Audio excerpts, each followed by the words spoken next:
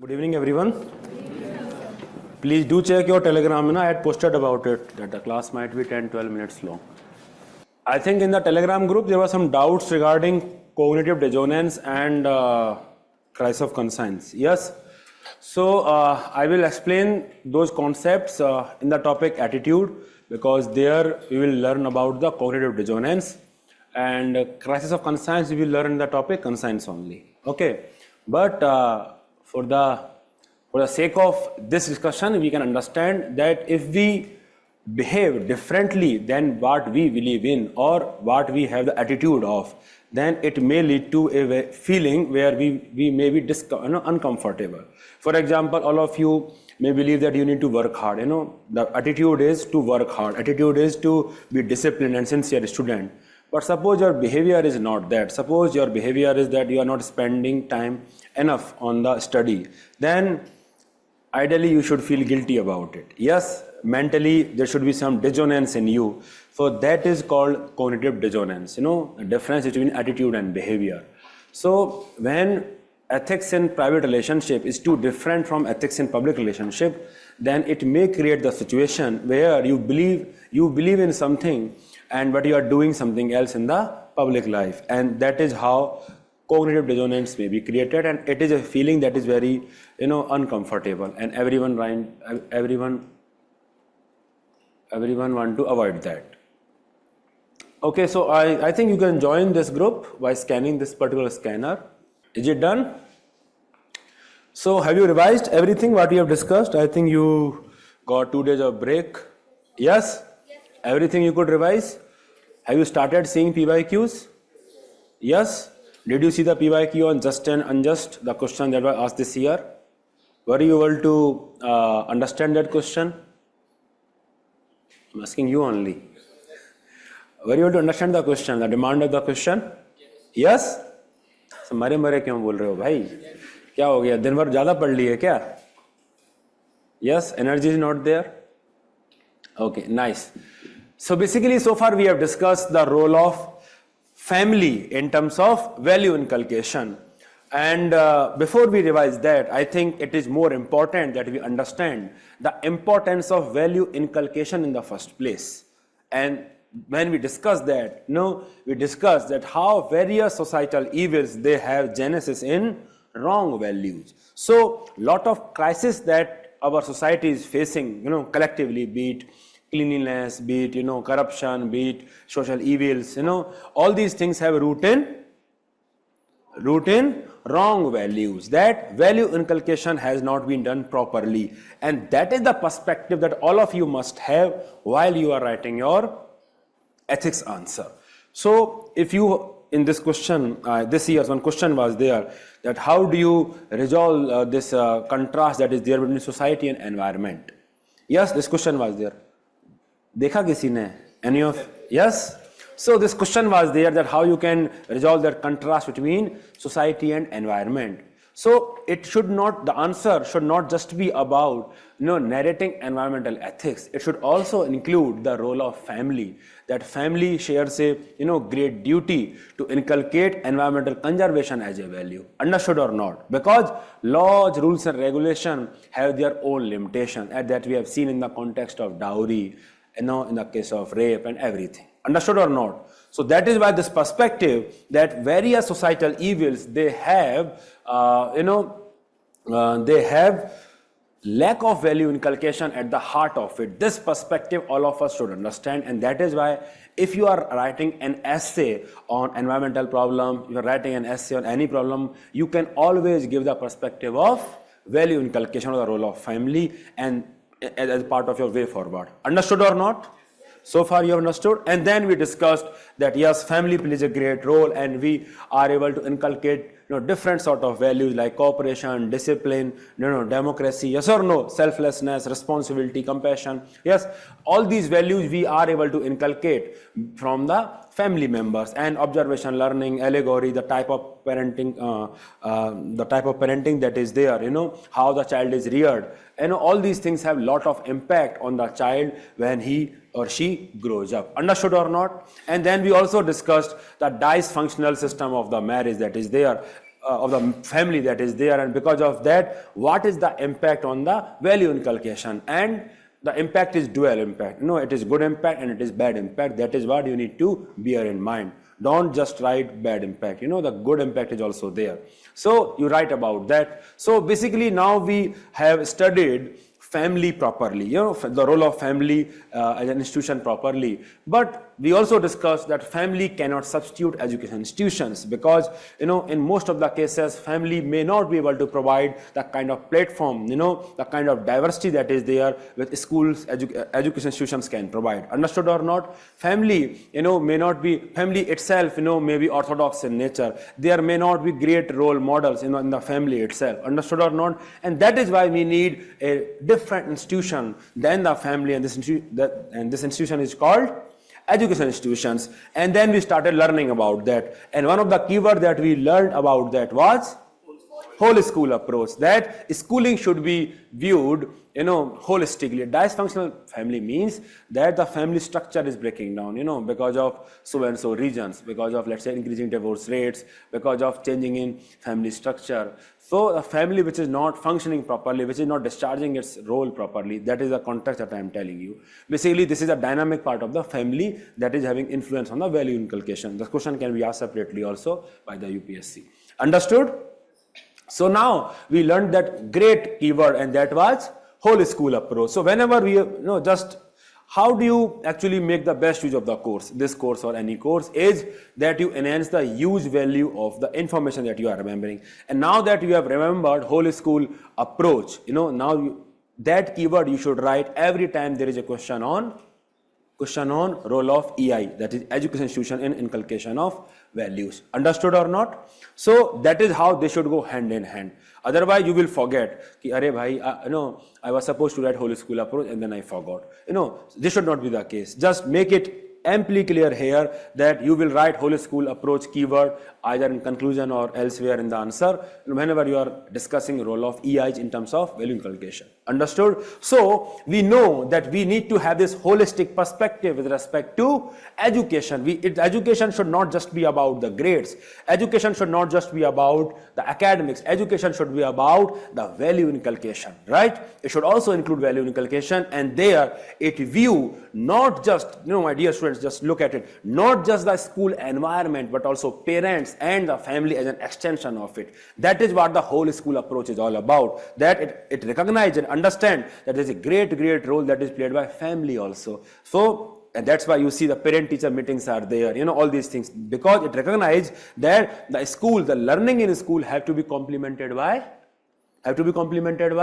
family level at home. Understood or not? So whenever we are discussing educational institutions, it is important that we understand this background of the importance of value inculcation, and the family may not be able to play that great a role, and that is why education institution must step in. Yes, and I think we started some discussion on the education institutions. Yes, we discussed that how we can learn the values of discipline. We discussed that how we can learn the values of cleanliness. Yes.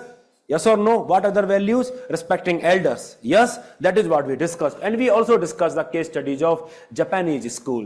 The two important keywords were there, in which we can write those case studies. Whenever, just remember like this, that whenever I am writing answers on educational institutions' role in value inculcation, I will be always be quoting Japanese case study and some other case study that I will be teaching you today. Okay, so basically my answer has to be always value loaded answer. I will never write that, learning example like discipline. For example, discipline. I will never write that. I will write, for example, Japanese students cleaning classroom. That is what I will write. Okay, so that is a difference that you will create in your answer writing, in the actual answer. So basically, we learned that, these are the values that we can learn. Yes, so now let us just start our discussion. This is what we have discussed. Discipline, cooperation, leadership, all these things we have discussed. Yes or no? अरे online वालों आप हो यहाँ पे, समझ में आ रहा है simultaneously? Okay, nice. So let us now learn the other values that we can learn from the schools. Yes, we had to stop the discussion midway. So what are the other values that we learn from the school? Okay, you note it later, first you understand.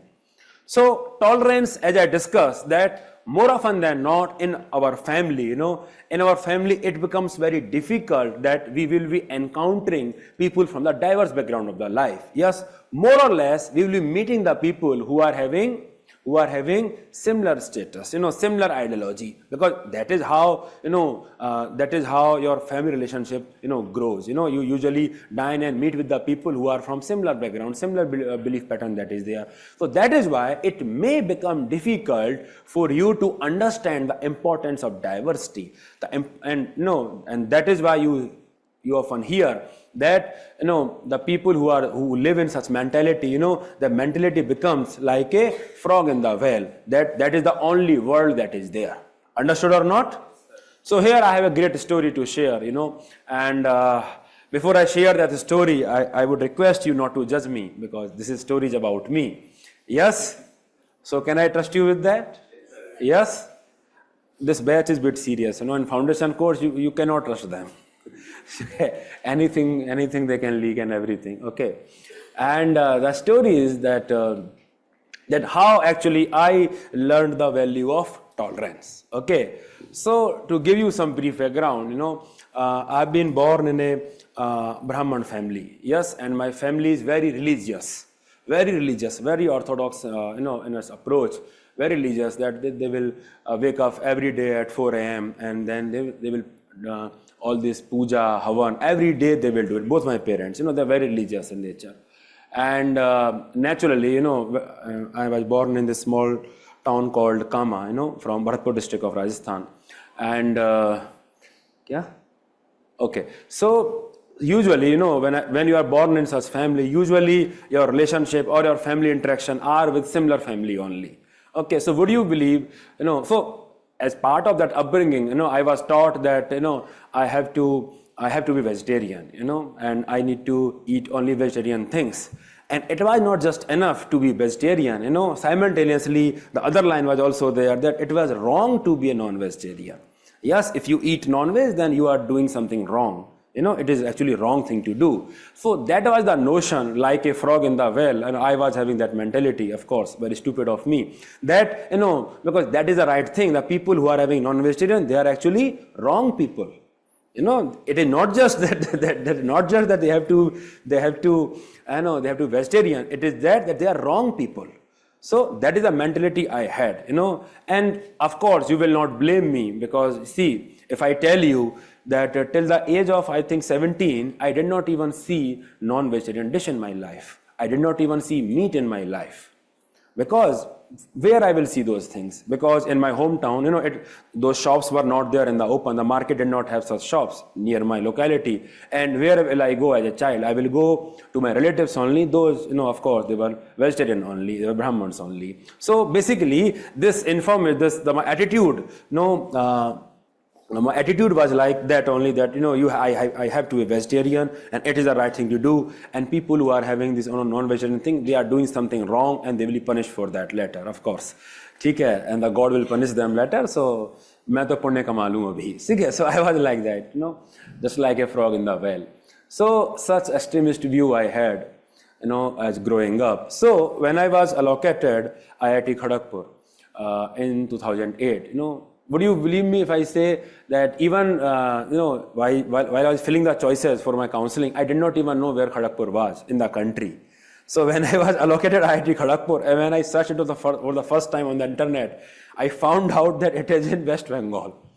Okay. After I got the branch of engineering, that is civil engineering, then I got to know that it is in West Bengal. Then me and my father, we went there, and I got allocated this Rajendra Prasad Hall of Residence. I went there.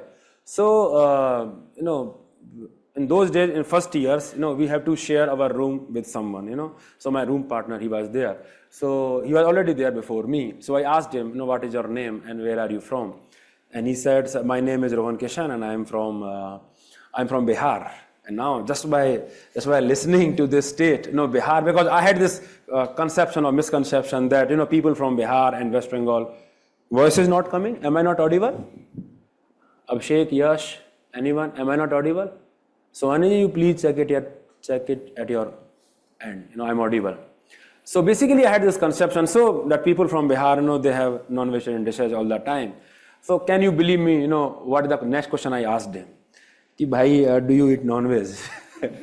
And he said, yes, I do. And I, requested him that, चलो भाई अब मैं तो कुछ कर नहीं सकता है इसमें. At least don't do it inside the room.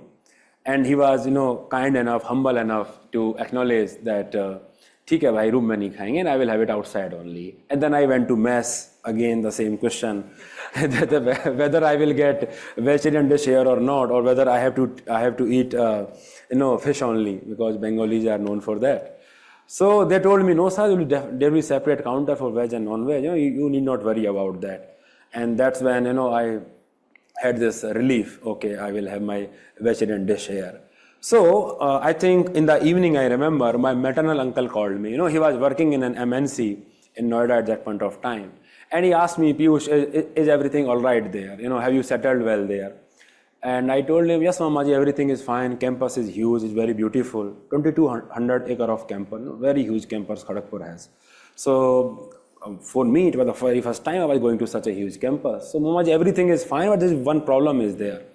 And he asked me, what is your problem? And I told him, my roommate, is a non-vegetarian. And my Mamaji was working in MNC Noida at that point of time. He told me, Piyush, it is not a problem. It is a cultural thing. But, how would I understand what culture is? I was studying all the E is equal to MC square, Newton's law and everything, because I was preparing for this examination, and so I did not understand anything of it. But Mamaji ne bola koi problem nahi, and then, okay. So just after that, our orientation program started. The friendly interaction between seniors and juniors, yes. So it started immediately after that, 1 or 2 days after that. So in that friendly interaction, the seniors will often give us tasks. Tasks were like all of us, all our batchmates, we were supposed to gather in a common room, and our seniors will come, and the task was that we have to remember name and the location, the district from where the student was, our batchmate was, and the department he was enrolled in. These three information you are supposed to remember about every student who was there in our batch. Okay, so that was the task that was given to us, and then the meeting will happen. All of our batchmates will be in the common room. Seniors will come, and one by one they will just make someone stand up and ask other person what is his name, from where he belongs, and what is his department of engineering. So we were supposed to know all these things. So now, because courtesy of that obligation, we were able to remember everything about everyone. Yes. So one fine day I was eating in this mess, our own hall mess, and when I was eating, and I recognized, this Kaustubh Saha, who is from Kolkata, he's having fish all the time.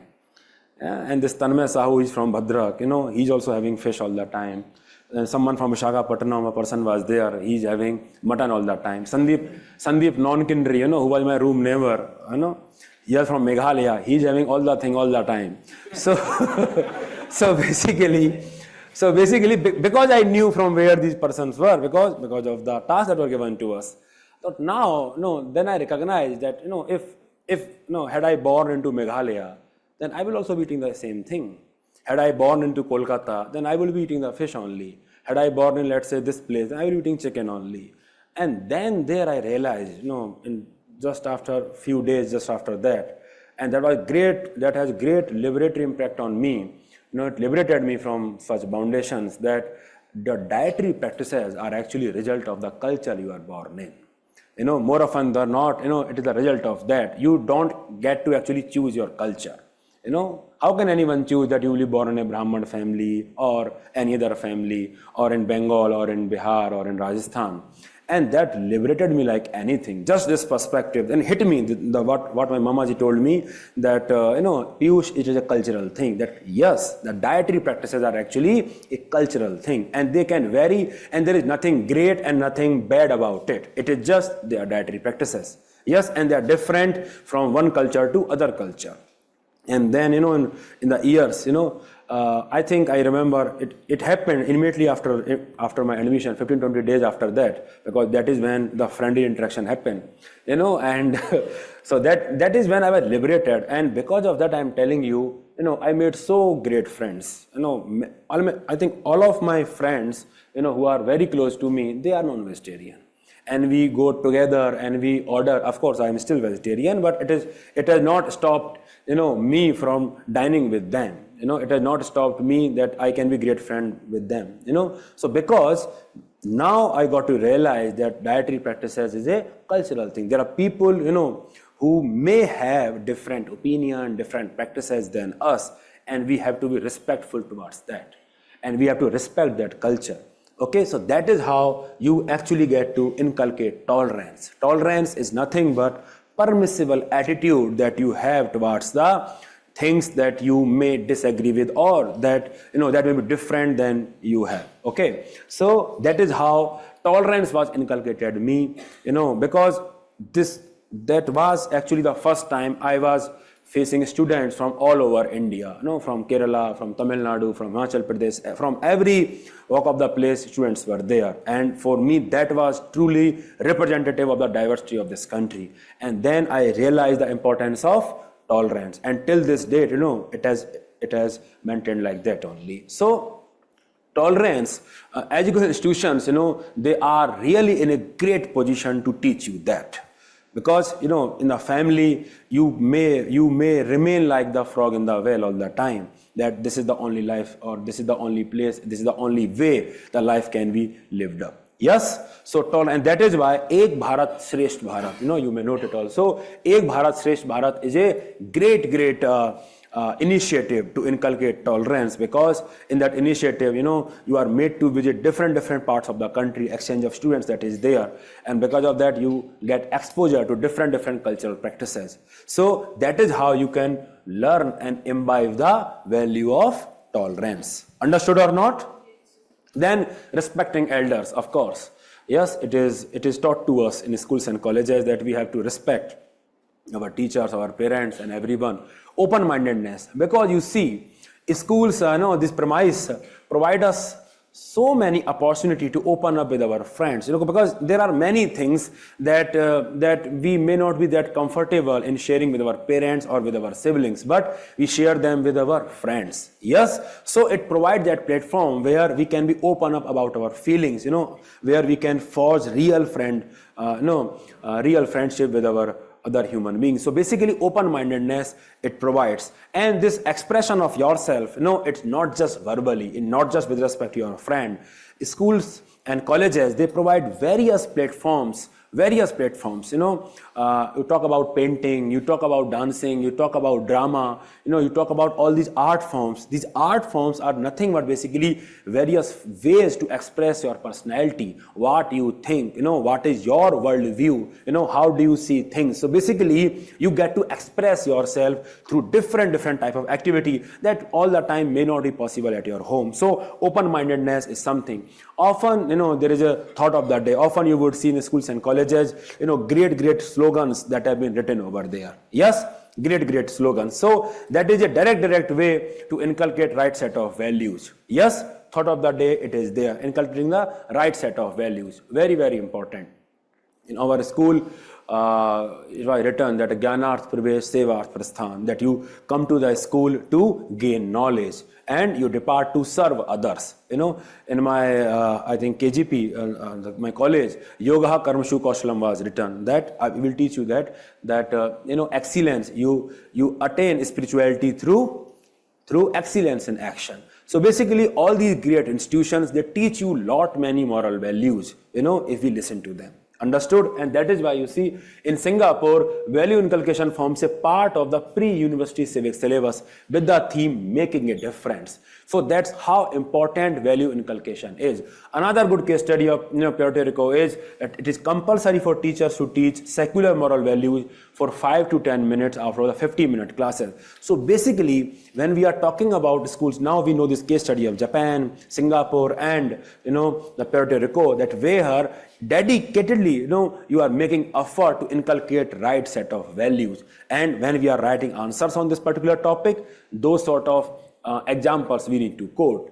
But my dear students, when we are talking about schools and colleges, schools and colleges are not monolithic entity. It is not the case that when you are writing the answer, you will be writing answer just like that. When you are talking about education institutions, it is not just the school and education, as a whole, schools and colleges as a whole. There are various components of that. Like, you talk about teachers. Teachers have a great role to play. They have their own way to influence value inculcation. You talk about curriculum, we'll discuss that. You talk about extracurricular activity. So basically, schools and colleges are not the monolithic entity. So when you write answer to that, that how EIs, in this case education institutions, they are helping in terms of inculcation of values, you will be dividing your answer. You're dividing your answer, at the macro level, how schools and colleges are helping, then what is the role of teacher, what is the role of curricular activities, what is the role of extracurricular activities. So all these things, you need to write whenever you are writing answer on this. And with this in mind, now let us understand the role of teachers in terms of inculcation of values. Let us understand the role of teachers in terms of inculcation of values. Now, I think all of you would know that Sachin Tendulkar, he refused endorsement of alcohol beverages. Yes, even though he was getting multi-million-dollar contract, and he often said that it was because his father took this promise from him that he will not be endorsing such things. So basically, that is the kind of impact his father had on him, that he will not be using his popularity, just to serve his own self-interest, that he will be mindful of what he is doing in the larger context of society, that it may have some bad impact. So can you now understand the importance of parent, that we discussed. Similarly, in the context of teachers also, if we talk about Ramkrishna Paramhans, yes, I think all of us know Narendra. Yes. Now, there is a huge role that was played by Ramkrishna Paramhans in making Narendra Swami Vivekanand. Huge role was played by him. So, whenever we are talking, because it is the job of the teacher to show the path, to open up various vistas of opportunity to the students, that this much you can achieve, and that is the way towards that. So Ramkrishna Paramhans had great role to play. Chandragupta Maurya became Chandragupta Maurya because of Chanakya.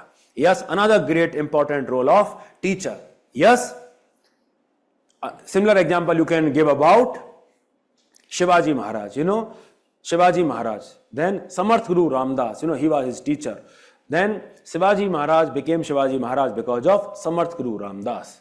If you are talking about modern day life, then you are talking about Professor S.C. Verma. How many of you from science background? Those, I think all of us. Okay.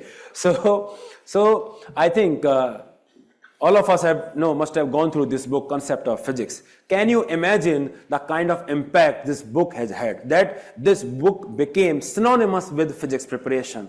Can you imagine the kind of reputation, credibility the book had? That it explained the concept in such a layman perspective that many of us could clear their concept because of these two great books. So that is the kind of impact this particular teacher had. Not just on the with respect to the perspective that students were able to realize their dreams of becoming doctors and engineers, but also in terms of inculcation of scientific temper in the students, because now they will be able to question things around them. They will not accept superstitions because now they know the physics behind them. Understood? Can you imagine how many research scholars this person would have inspired while teaching at IIT Kanpur? So because of that, he was awarded with I think Padma Shri. Yes, he was awarded with Padma Shri. So that government also recognized his contribution in terms of that. So that is the role of great teachers when we are talking about that. Because for the teacher, a student is like a clay. It depends upon the teacher how is molding that clay, and that is the role teachers can play. I will give you another example. When Gandhiji returned from South Africa, home rule movement was going on. Yes, so Gandhiji wanted to participate in that home rule movement because he was patriotic and everything, and he regarded Gopal Krishna Gokhale as his political guru. And Gokhale Sahab said that you should not take part in any national freedom activity until you understand the pulse of the people, until you understand that what is required by the different section of the society. And Gandhiji toured entire country after that. For 1 year, Gandhiji was touring entire country. Can you imagine the kind of perspective he have got because of that? Can you imagine, because of that learning, he was able to build a mass-based movement. That is the single most, biggest contribution of Gandhiji to make Indian freedom struggle mass-based. He was able to think from the perspective of farmers, from the perspective of laborers, from the perspective of women, from the perspective of Harjans, So he was taking everyone along. He believed in the concept of Sarvodaya because he had seen it all through all that pilgrimage that he was doing across the country. So basically, that is the kind of impact teachers and mentors can have on the students.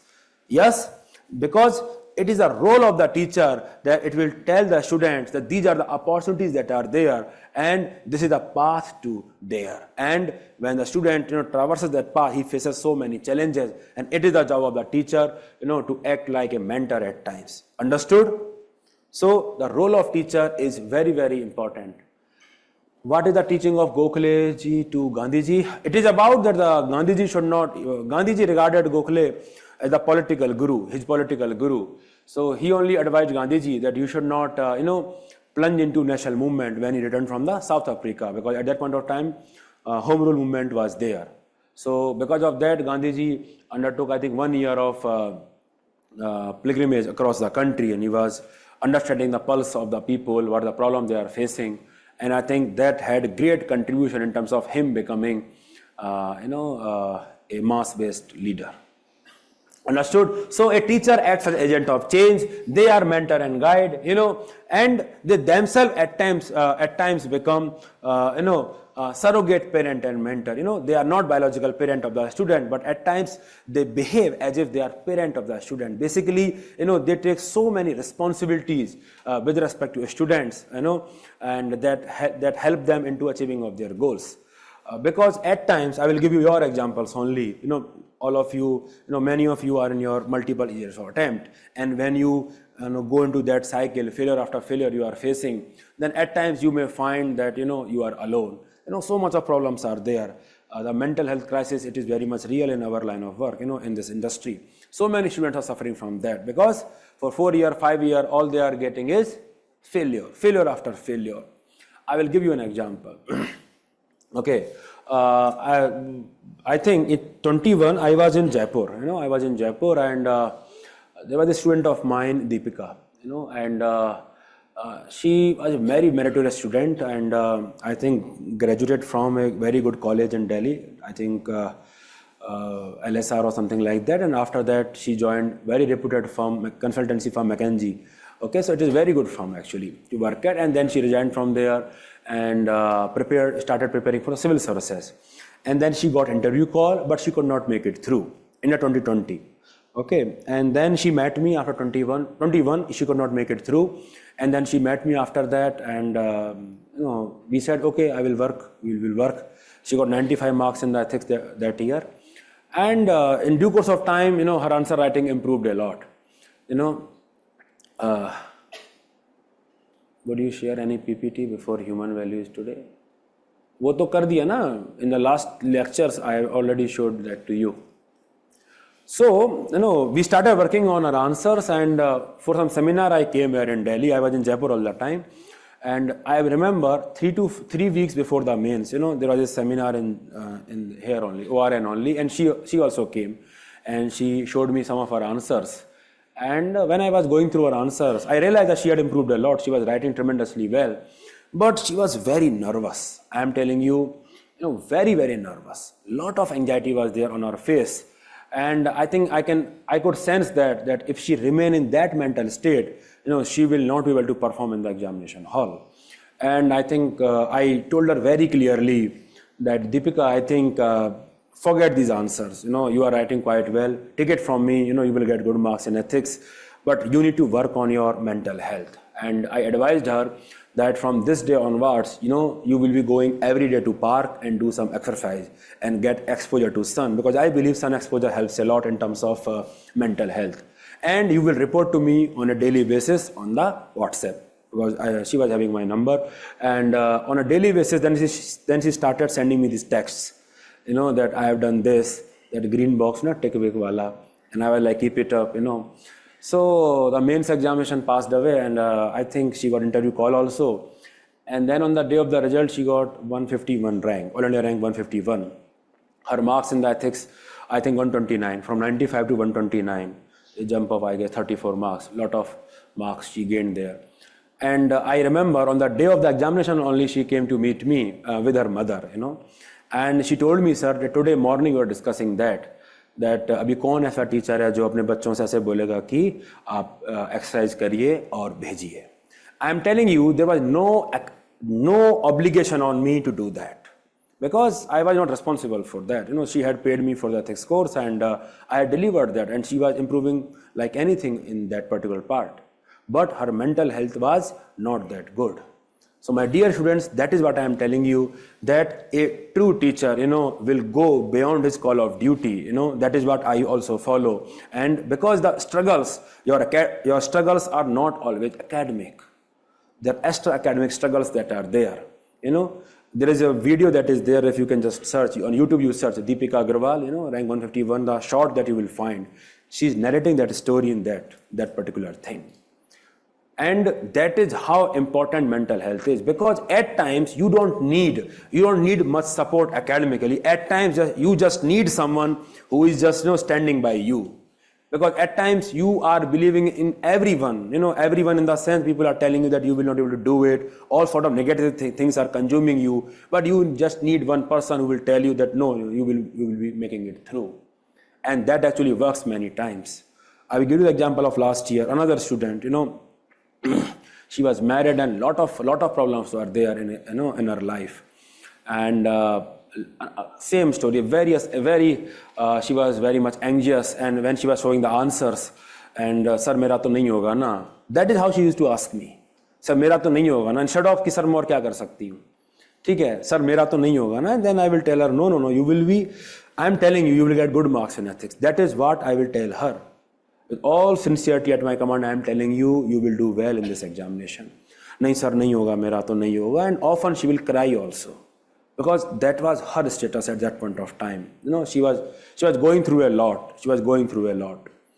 And when she got rank this year, some 205, 206 rank she has got this year, she messaged me and she said, sir, this success is as much yours as it is mine. Okay, and I really felt good after that, because you see, every year I am teaching these things and everything. These are the stories I live for. I am telling you, because out of all the results, if I can be, I can play any role in terms of any story like that, then actually, you get a lot of satisfaction in what you are doing. Another student, I think all of you know him. He was viral after this year's result. Pawan Singh Rana, who was from Bihar. I think photographs of his house were shown. He was not having pakka house, and a lot of poverty was there. From that background, he became IAS officer, and I was very happy for him. He was my student. So I am telling you that the role of teacher goes beyond that, goes beyond academic learning. At times, a teacher has to, act like surrogate parent, mentor, because a student, he is going through a lot. At times, that is the only thing that is required, that the teachers are standing by you.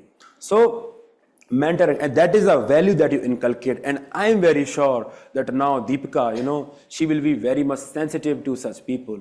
And I think when I met her last time, this year only, then she herself told me that, sir, after that incident, she is very much supportive of the people who are suffering through this crisis, this mental health crisis. So, she herself, comes forward and shares her number and, work together with all such people. So I'm telling you, and I believe that, I derive a lot of satisfaction from that perhaps now she's able to understand that how important mental health is and the role it can play in anyone's success.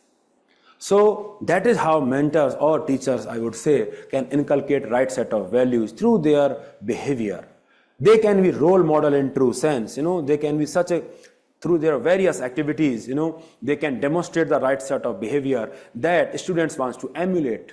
Observation learning, we have already learned that there's a way of inculcation of right set of values. So by being a great role model, they get to impact child's value.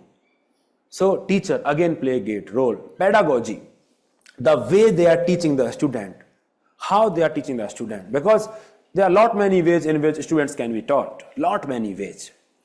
And I remember in our school days, a teacher, they will ask someone to stand up and that person will read the entire chapter, and that is how teaching will happen. Okay, so the pedagogy, it was just not there. I remember in my Kota experience, in physics, 2 teachers were there. One teacher was that he was able to, he will be solving almost all the conceivable problem that was there on the board, and you will find questions from them only in the actual paper. Okay, so that was the way of one physics teacher. Another physics teacher was that he will not be solving so many questions on the board. He will simply, he will take a lot of time to build concepts, and he will, tell you so many concepts, and he will build that conceptual clarity so that you can solve many, many questions in the actual examination hall. I was really fond of this second teacher because he was building the conceptual clarity, and because of that, you were able to solve so many problems, because you cannot predict every problem that will come in the IITJ examination. Just as he said, many of you ratify all the formulas, still there is a problem, you are not able to solve the questions. But many students, they have so much of conceptual clarity that they derive formula then and there in the examination only, because it is not required that you memorize the formulas. So pedagogy, it has a lot of impact in terms of value inculcation. You talk about our own, school environment that is there. There is not much focus on pedagogy. The focus is on ratifying thing. Focus is on that you should, you should earn more percentage, more grades, rather than actually learning things. Focus is not on pedagogy. So when I started teaching, I made sure that my pedagogy focuses a lot on conceptual clarity. If you just look at any of my testimonial of my previous students, you will find this one thing that is common, that sir, you made us learn how to think multidimensionally in the examination hall. Okay, for example, now I am sure if the question come on role of education institutions, then you will be bifurcating your answer in the context of teacher, curriculum, extracurricular activity, and the school environment as a whole. That alone will generate a lot of dimension in your answer. So pedagogy, it plays a great role, stories, example, real life example, because students relate to them, because students then learn them. Yes, so pedagogy, teachers through the pedagogy impact right set of values. Then it is a duty of the teacher to create a very positive environment. An environment that is conducive for learning. At times teachers are so strict, that students, are even afraid of asking questions. They does not provide that kind of learning environment. At times teachers themselves discriminate among the students. How will the students learn? Understood? So that is what we can learn from the teacher. So teachers play great role in terms of inculcation of value. Ramakant Achrekar, Sachin Tendulkar became Sachin Tendulkar because of Ramakant Achrekar. His coach had a great role to play. So that is what you need to understand, that a role of teacher is very important. Now UPSC asked the question, 2 times it has asked the same question, the quotation of Kalam Saab, that if you want a nation corruption free and something like that, then the role of father, mother and teacher is the most important. So now I believe you have many examples to write. Yes, example from the perspective of father and mother, and example from the perspective of teachers also. Many examples you have that how the teachers can create lot of difference. Understood or not? Yes. So I will give you another very good case study. Very good case study. All of you know her, Helen Keller. Great author. She was from the childhood only. She was suffering from so many problems. She could not see, she could not hear, so many problems. And her teacher was Annie Sullivan. And Annie Sullivan, she inculcated this patience and perseverance in her. You imagine teaching someone who cannot hear you, who cannot, read things because she was blind. You imagine how difficult it would have been for her, her teacher, Annie Sullivan. So empathy, love of learning, patience and perseverance, these are the values that Annie Sullivan inculcated in Helen Keller. And later, she also stood for the rights of disability. She was a disability activist because she realized importance of empathy and what positive impact, you can create if you are truly empathetic and compassionate. Understood? So that is a great story that you can write, that the impact of teacher on the student. You imagine it from the perspective that the child is neither able to, listen or nor able to read. How then you will teach her? It would have taken lot of determination, lot of courage, lot of empathy on the part of any soul. And of course, those values were translated to Helen Keller also. Understood? Yes. So now all of us know lot many examples for teacher. If I just ask you to give me the name of 5 to 6 great teachers, I am sure you will be able to give me the name of 5 to 6 great teachers with great examples. Yes? And then you will write great answer. And now when you are writing the answer, you will not just be writing the name of the teacher, you will be also talking about the attributes, the ways through which right set of values are inculcated, be it pedagogy, being role modeling, be it observation behavior, so be it creating a positive environment, be it, that acting as a surrogate parent or mother or mentor. Understood or not? Yes. So that is the role of teacher that is there in terms of inculcation of right set of values. समझ में आ रहा आपको? Now we have discussed about teachers. I will give you time to note it down, but let me complete this topic first. So overall school we have learned that yes, these are the values that we are learning: discipline, cleanliness, everything, cooperation, tolerance, and yes, this is the role of teachers. What about curriculum? Now let us learn that through curriculum also we get to learn so many values. Through curriculum also, we get to learn so many values. Let us talk about science. Until and unless we learn that how the eclipse, solar eclipse and everything, they happen geographically, scientifically. Before that there were mythological explanation for that, the role of Rahu, Ketu and everything. That perhaps it is because of that eclipses are happening. But now we know and there's scientific explanation to that. So that is how we get rational understanding of various natural world phenomena. And that is how it inculcates scientific temper in us. Yes? Talking about scientific temper, let me give you an important fact. In our areas, whenever, suppose a snake bites someone, usually what happens? Where will you take the person? Usually it is taken to Ojhas. Yes, snake charmers.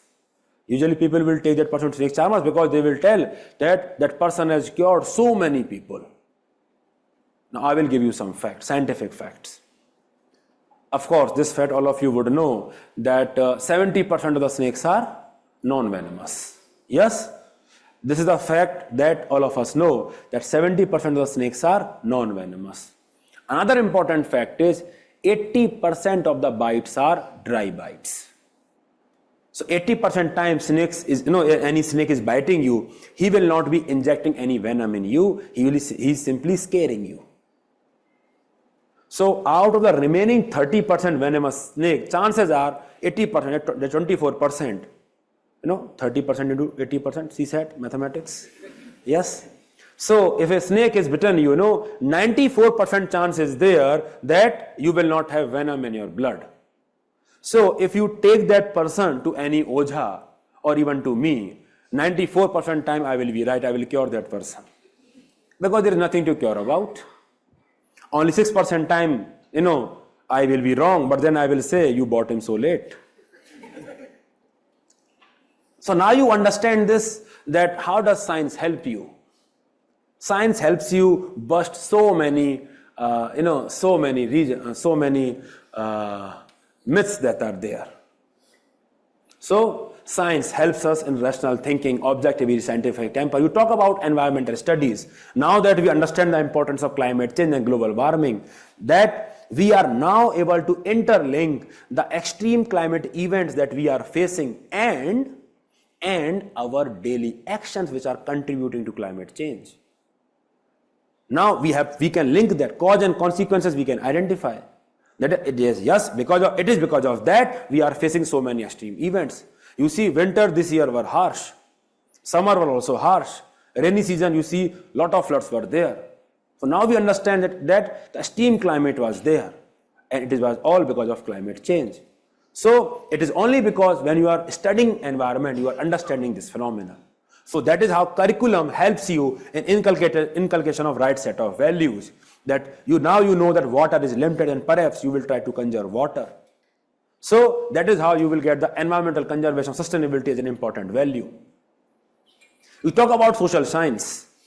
Yes, all of us know about Akbar and Aurangzeb. Yes, Akbar was a very tolerant ruler. Yes, whenever he married any Rajput princess, he never imposed his religion on her. He had this immense respect for the people from different faiths. So much so that he invited religious leaders of different faiths, for the discussion in Ibadat Khana. Ibadat Khana was a place where he will have all these such discussions. He also propounded Deen-e-Ilahi, by taking various good elements from the different religion. So he was a very tolerant leader, and because of that, he was able to forge right set of relationship with all the people. But then you talk about Aurangzeb. Aurangzeb was intolerant, differentiated between Shia and Sunni. Yes, imposed jizya, poll tax, everything. And you see what happened. There were so many revolts in his empire, and just after him, the Mughal empire simply crumbled because he was not able to hold on to the empire. So now, from this historical perspective, we understand the importance of tolerance as a value. Tolerance as a value. I will give another very good case study. History. Yes, history is a great teacher. You talk about the problem of language. Just after India got independence, there was problem of language. Yes, many of the states wanted that they should be reorganized or new states should be formed on the basis of language. One person, I think, he died. He died because he wanted to create a separate state for the Telugu people. Of course, language is a very sensitive issue, and government of India tackled that. Yes, created some states, did not create many states, and so forth, but it tackled the problem. And you compare it with the East Pakistan and West Pakistan. Now, they did not tackle that problem, and see what happened. After 1917 war, Pakistan had to lose eastern part of it. We talk about Sri Lanka. So many rights are there between, Sinhalese and the Tamil minority. So, because we were able to address many issues, we could avoid these conflicts. That is what history teaches us. Regionalism, if I'm talking about, if you are able to, if you are sensitive to regional issues, then you will be forging the nation together instead of disintegrating that.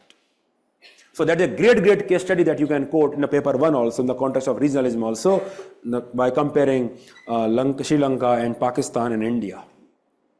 That is what we can learn from the social science. Then art and craft, it encourages creativity, encourages all this innovation, that you are able to think out of box.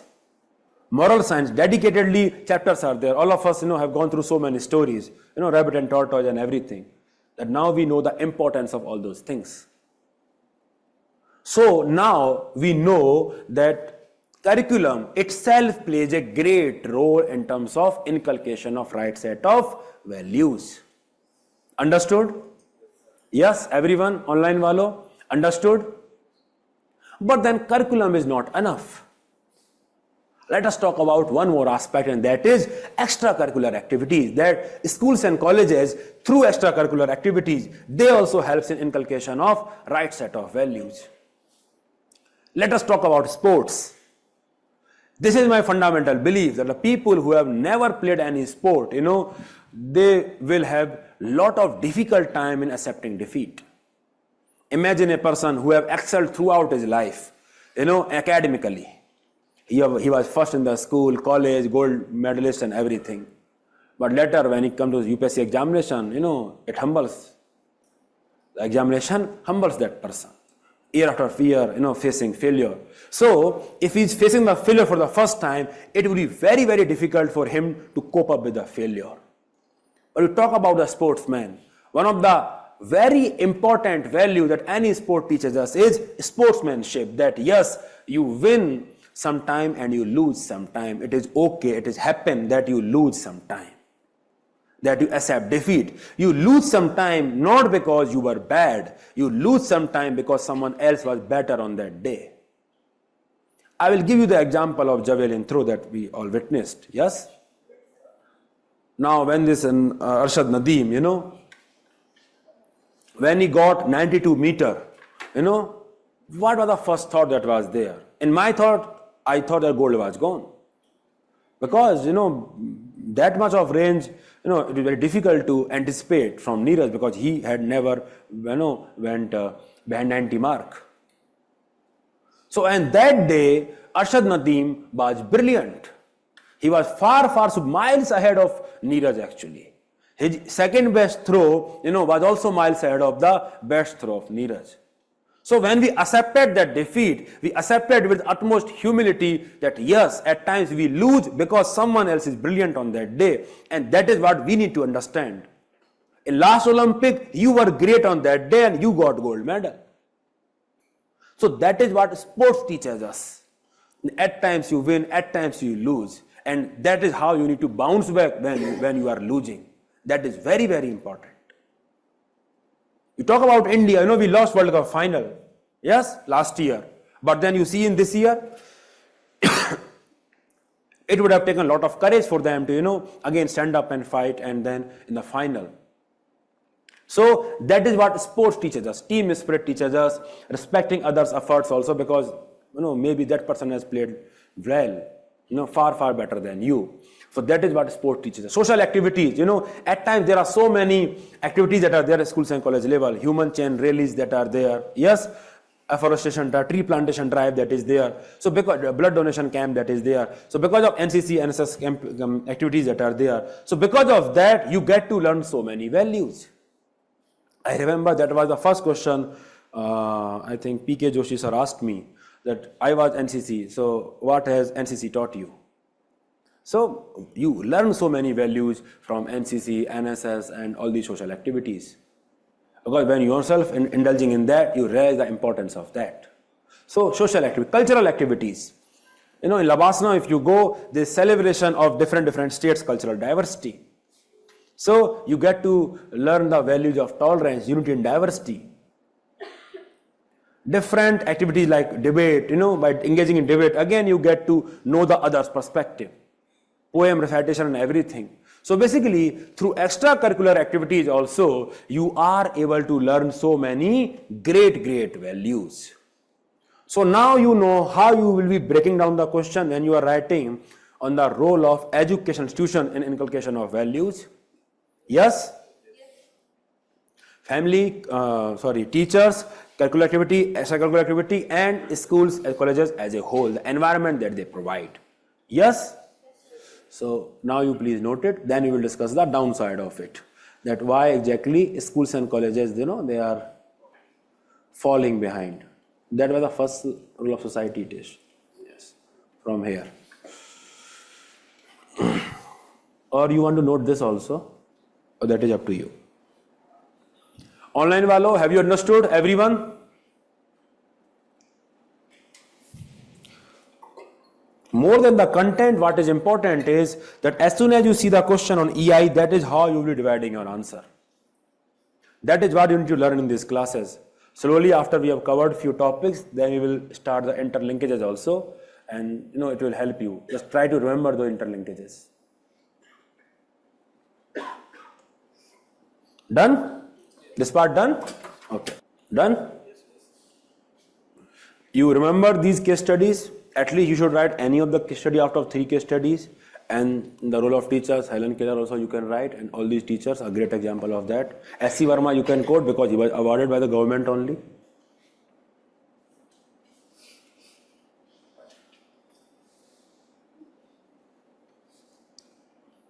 Done everyone?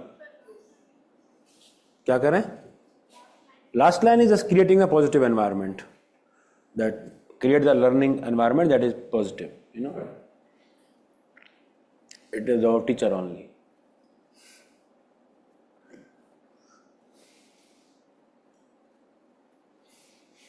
Done? Very good case study. I think all these case studies that we are discussing, they can make great anecdote for essay also.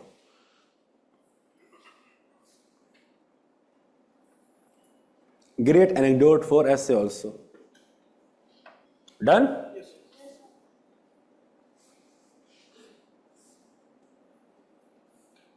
You need not write all the examples in the examination. 1 or 2 examples will suffice, and this will be 1 point, role of curriculum.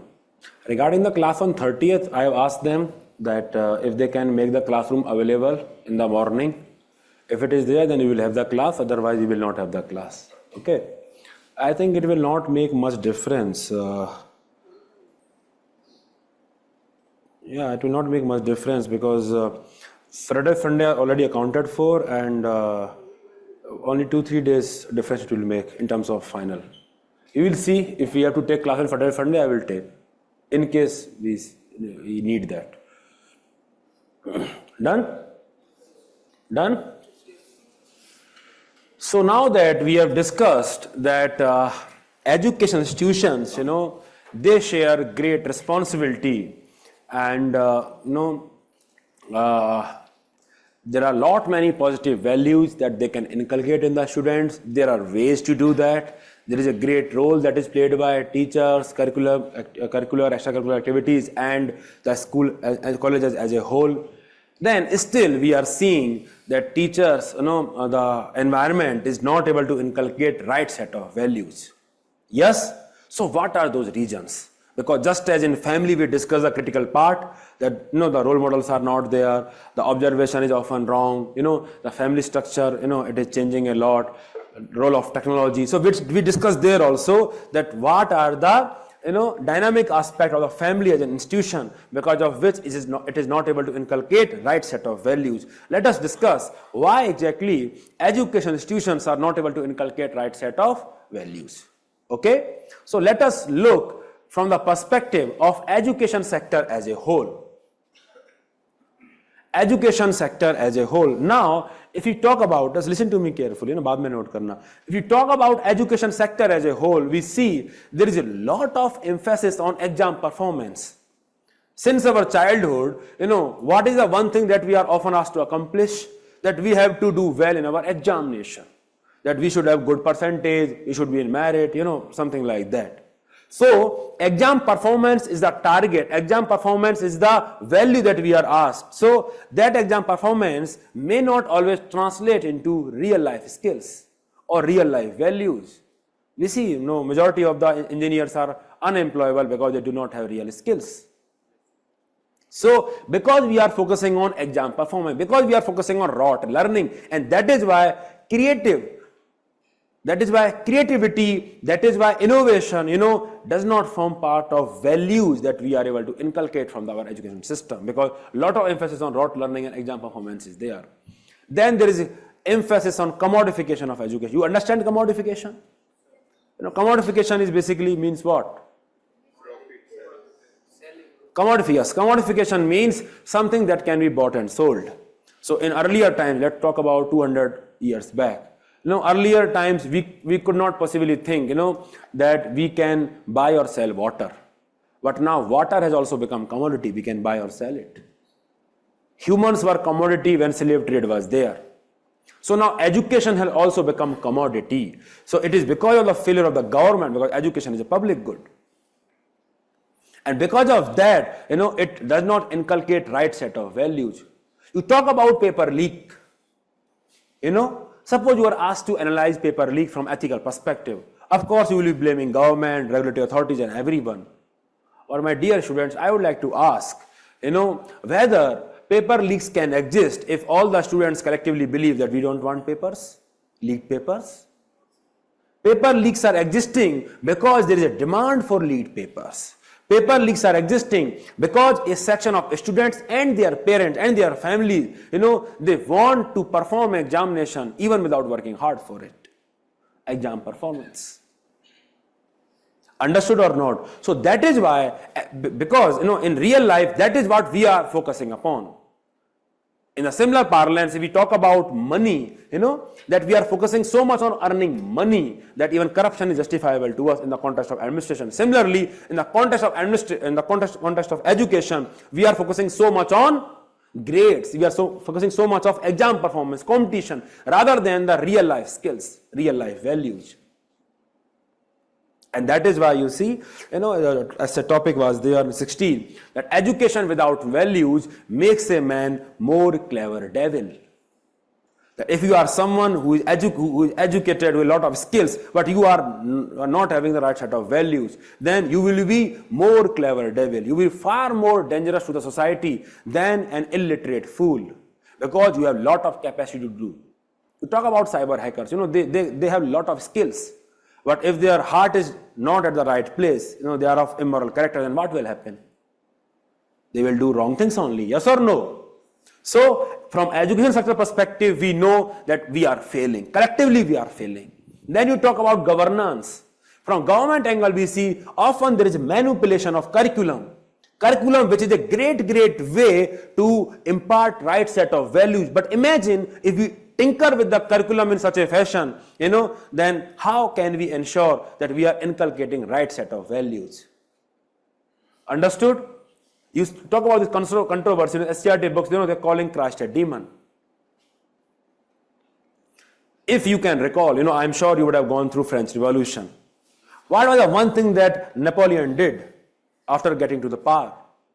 It changed the curriculum of the schools and colleges, because that is the way to influence entire society, because that is the next generation that is sitting right there. And he changed the curriculum to espouse the values of nationalism, extreme nationalism, to ensure there is glorification of Napoleon the ruler. So now you understand why curriculum is very important. Do you know about Meiji Revolution in Japan?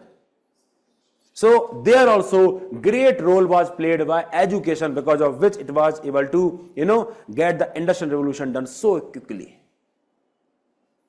All these great case studies I just told you.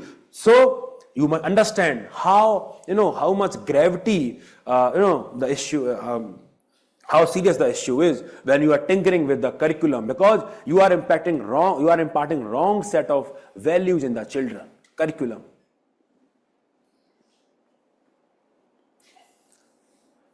It is Meiji Revolution, और क्या बोलते हैं इसको? Meiji Restoration.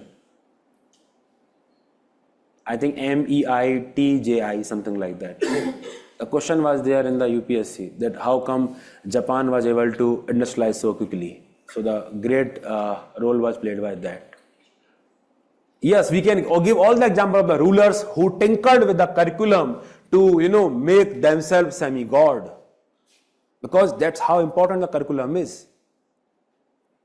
You talk about teacher training, of course, pedagogy, because many teachers, they are themselves not trained in terms of teaching right set of things. How will they train the entire set of generation? Understood?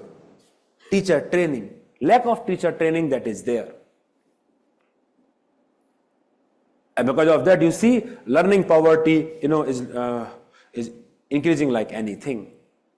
So when we are writing this answer, that why our education sector is failing together, why the EI, education institutions, they are not able to play the great role, we will be discussing from the perspective of failure on the part of education sector as a whole, failure on the part of governance, and then failure on the part of schools and colleges. We talk about this, If you see this, if the schools and colleges themselves are promoting, cheating like anything, how will they promote the right set of values? Because if you look at this picture, what this picture is promoting and emphasizing is just exam performance. It is a board exam that is being conducted, that is there, and the schools is supporting that. Open cheating that is happening. So basically, that is the failure of the school together. Then schools and colleges, they do not take care of the extracurricular activities. In various schools and colleges, they exist just to teach you subjects. They will not take extracurricular activities so seriously, and that are great ways that have lot of tools to inculcate right set of values. And that is how they will miss out upon. I will give you a parallel. When you are criticizing India's poor higher education standard, yes, in the paper 2, when you write the answer to that, don't you write that most of our higher education institutions are teaching institutions? What does it mean? They are only emphasizing on teaching rather than exploring research, rather than making labs an integral part of the curriculum. Similar thing here, that the curriculum, mostly it is focusing on curriculum aspect. Extracurricular activities are neglected. Emotional and psychological needs of the students are neglected by the schools and colleges. There is a lot of emphasis on the academic part. At times there is discrimination in schools.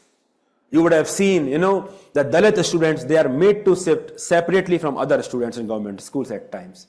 At times, students, they simply refuse to eat midday meal that is cooked by a Dalit cook, and their teachers also support them. Then how will that institute inculcate right set of values, or that you should not discriminate among the individuals on the basis of caste? Understood? So schools and colleges as a whole, they also are not playing that great role in terms of value inculcation, and that is why we are failing in our society. Talk about teachers. All of you know this example. This teacher, she was beating this poor fellow mercilessly. So they indulge in this physical punishment, corporal punishment, so much so that basically they are venting out their own frustration, their own inability to understand the problems of the children. Arey bhai, you are much more experienced, much more older. You have a lot of skills at your hand. You must understand his perspective. But instead, you are just venting out your frustration on that poor child. So basically, it is lack of your own capacity because of which, you are indulging in this corporal punishment, and you are neglecting again the emotional aspect of the children. Verbal abuse. Many teachers, they indulge in verbal sexual abuse of the children. You see, how will these teachers impart the values of gender equality? All the values of that you should respect women. So they themselves, they are discriminating amongst students. Teachers themselves discriminate among the students. They themselves promote patriarchy and casteism through their behavior. They themselves really are not great role models. And that is how children also do not learn good values. Various government teachers, they will tell you that tuitions, please come to the tuitions. We will not teach you here. In government schools, they will just go there and do the time pass, and they will ask you to come to the tuitions, although they are paid to teach there. So, tuitions. Similarly, you talk about students. It is not the case that all fault lies with the teachers, schools, government and everyone. Students also plays a great role. You talk about ragging, bullying. You have heard of so many instances. Ragging and bullying is there of the children, and that because of that, some students faces emotional trauma for the rest of their life. They do not have self-confidence. So, bullying, they indulge in slangs, racial slangs. So, it is not the case that the teachers, they indulge in unfair means that the student themselves, they are really God. They also have some role to play in terms of why our education institutions are not able to fulfill great role in terms of value inculcation. So now, suppose in that question, education without values makes, in the top essay topic, that as education without values makes a man more clever devil. And suppose you have to answer, one part of the essay will be that why our education system is failing. Then now you know how many dimensions to write from. You will talk about the education sector as a whole. Basically, you can talk about a society. You can represent by society also. Society generally prioritizing rote learning, exam performance. Role of society, role of governance, role of teacher, role of students, and role of schools and colleges. Understood or not? So that is how you will be dividing your answer. Again, it should not be the monolithic answer. You should subdivide your answer in various dimensions whenever you are writing on schools and colleges. Understood or not? Yes? So now please note it.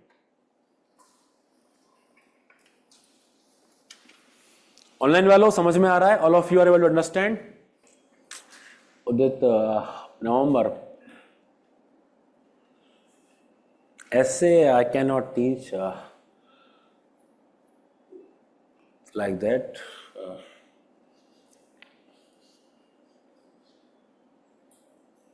In November we'll see something. Let's see.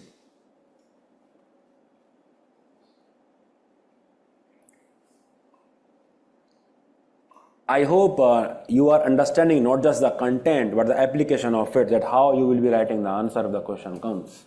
Yes? Yes, sir. Can I change it? Done? Okay, so see, whenever we are talking about that role of society in terms of value inculcation, yes? Role of society in terms of value inculcation. So, we discussed the role of family, yes? We discussed the role of education institutions, yes? Similarly, there is role played by media, there is role played by religion, there is role played by political leaders, there is role played by government, yes, role played by NGO. So basically, value inculcation is something that is impacted by different stakeholders. So if the question is asked that the society is facing tremendous scarcity of value inculcation, critically analyze, then you will be writing answer not just from the perspective of family and education institutions. That is something that you need to remember. Maybe your first point can be family, and you can subdivide that in terms of one or two aspects, that are technology and changing family structure. Second point can be role of education institutions, and there perhaps you can subdivide your answer in 2 or 3 points. 1 point teacher, 1 point extracurricular activity, maybe 2-3 lines from here, and then role of media, then role of. So in all such questions, your focus should be to enhance dimensions rather than depth in any particular dimension, because this is such a broad question that require broad dimensions. Understood or not? Only when the question is asked on the family, then only you will go into great detail. Only when the question is asked in the context of education institutions, then only we will go into this detail. Understood or not? In the essay of value inculcation, let's say essay is there, in that we will talk about from these many angles. Understood or not? Yes? Yes, doubt पूछ लीजिए, अगले topic पे चलेंगे. पूछ लीजिए, बताइए क्या doubt है. Yes, please ask doubt. History is the victory of won by scientific man over the romantic man. Can we mention history as a subject importance? This is not just about the history in the context of academic subject. The history is about the historical lessons that we have to learn. This theme of scientific man and romantic man is very, very important theme. And we will discuss that, some part of that in the context of objectivity. Because a scientific man is basically talking about objectivity, while romantic man is talking about aspirations, idealism and everything. We'll discuss that theme, don't worry. I did not understand what corporal punishment means in the context of teachers. Okay, I will give you a parallel. Okay, I think most of you would have seen various web series are there. Yes, police investigation, it happens. So police investigation is basically a skill. Suppose there is someone to interrogate and you want to interrogate that person. So interrogation is a skill, that you need to master by asking different sort of questions and then eliciting the response and see the contradiction in the response and then see the clarification, and so on and so forth. But most of our constables lack those skills, and because of that, they take substitute in terms of some sort of third degree measures. So they will be physically torturing the person to submit himself, that their person should say something. So basically, since they are not skilled in terms of this negotiation and the interrogation, they are resorting to a shortcut of beating someone. So the teachers, they are supposed to be skilled, so much so that there is no such need for it. Punishment, yes, it is required, but she was mercilessly beating this fellow child. So now you understand, Ragini? Corporal punishment. Any other doubt? Any other doubt? Sir, we need to answer any question on the value inculcation from different perspective. See, it depends upon the question. See, whatever I am telling you, I am creating scenarios. The question comes like that, that is how you should apply. Question comes like that, that is how you should apply. Which environmental side? Did I discuss any environmental side? Which environmental side? Huh? Role of curriculum. अरे भाई ये तो बहुत आसान है, इसमें क्या है, आप हिंदू पेपर पढ़ रहे हो कि नहीं पढ़ रहे हो? क्लाइमेट चेंज आपको दिख रहा होगा डेली पढ़ते हुए. Yes. So maybe now you can understand that because of global warming and climate change, so many extreme events are there. So you should try to reduce your carbon footprint. So now you understand the importance of conservation of environment. That is what it is. So through subjects, we actually get to understand. For example, if you ask tribals, if you ask tribals that why we should conserve forest, they will have different reasons. They will say our ancestors lived there, and we love forest. They may not know the role of a forest in terms of regulating all these cycles and reducing the impact of climate change. But because of science, because we do not believe in their ancestors, we don't believe in their form of worship. But because of science, we understand in the importance of forest for the climate change. So that is the role of science. More answers I will discuss in the context of a specific question. Otherwise, it will be very difficult for me to give any generic answer. Sir, ये लिख देना चाहिए क्या? It depends upon the question. So I will take those questions in your section answer writing only. Don't worry. Any other doubt?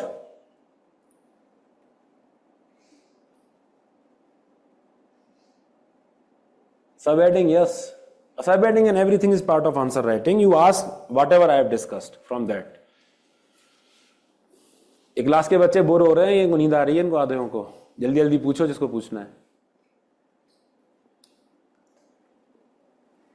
चलो ठीक है, आगे चलते हैं. So let us see the important role that is played by government in terms of inculcation of values. Because government also plays great role. Yes? So now we have discussed operant conditioning. What was operant conditioning? Yes, reinforcement of a particular behavior. That if you are rewarding certain behavior, that it means we should do that. Yes? So we should prioritize that. We should keep on doing that. But if you are not prioritizing that, if you are getting punished for that, then you should not prefer it. It should not be part of your value. It should not be part of your preference. Understood? So government through its acts tells you that this is what you should not indulge in. For example, if you are friend with someone who is from SC/ST community, then even though he or she is your friend, then also you should not use slurs against that person, because that is illegal. That is illegal. That is not just inhuman, it is also illegal. So through the deterrent value, through the punishment, it is actually deterring you from saying such things. On the other hand, if you do something well, it may reward you. We discussed that how Professor S.C. Verma was rewarded. We have discussed how various people have been rewarded by the civilian awards. When you do something good, you are rewarded by the government. So that is how government is promoting the good behavior or good values. As an executive government indulging in various campaigns, you talk about Jai Jawan, Jai Kisan, Sabka Saath, Sabka Vikas, or you talk about Swachh Bharat Abhiyan. After Swachh Bharat Abhiyan, we have understood that how government is emphasizing on the values of cleanliness. Give It Up campaign is basically talking about selflessness, that you should give it up your LPG subsidy if you don't need it anymore. So the point is, the government through its various actions and policies, it is actually influencing the value inculcation. Understood? Understood?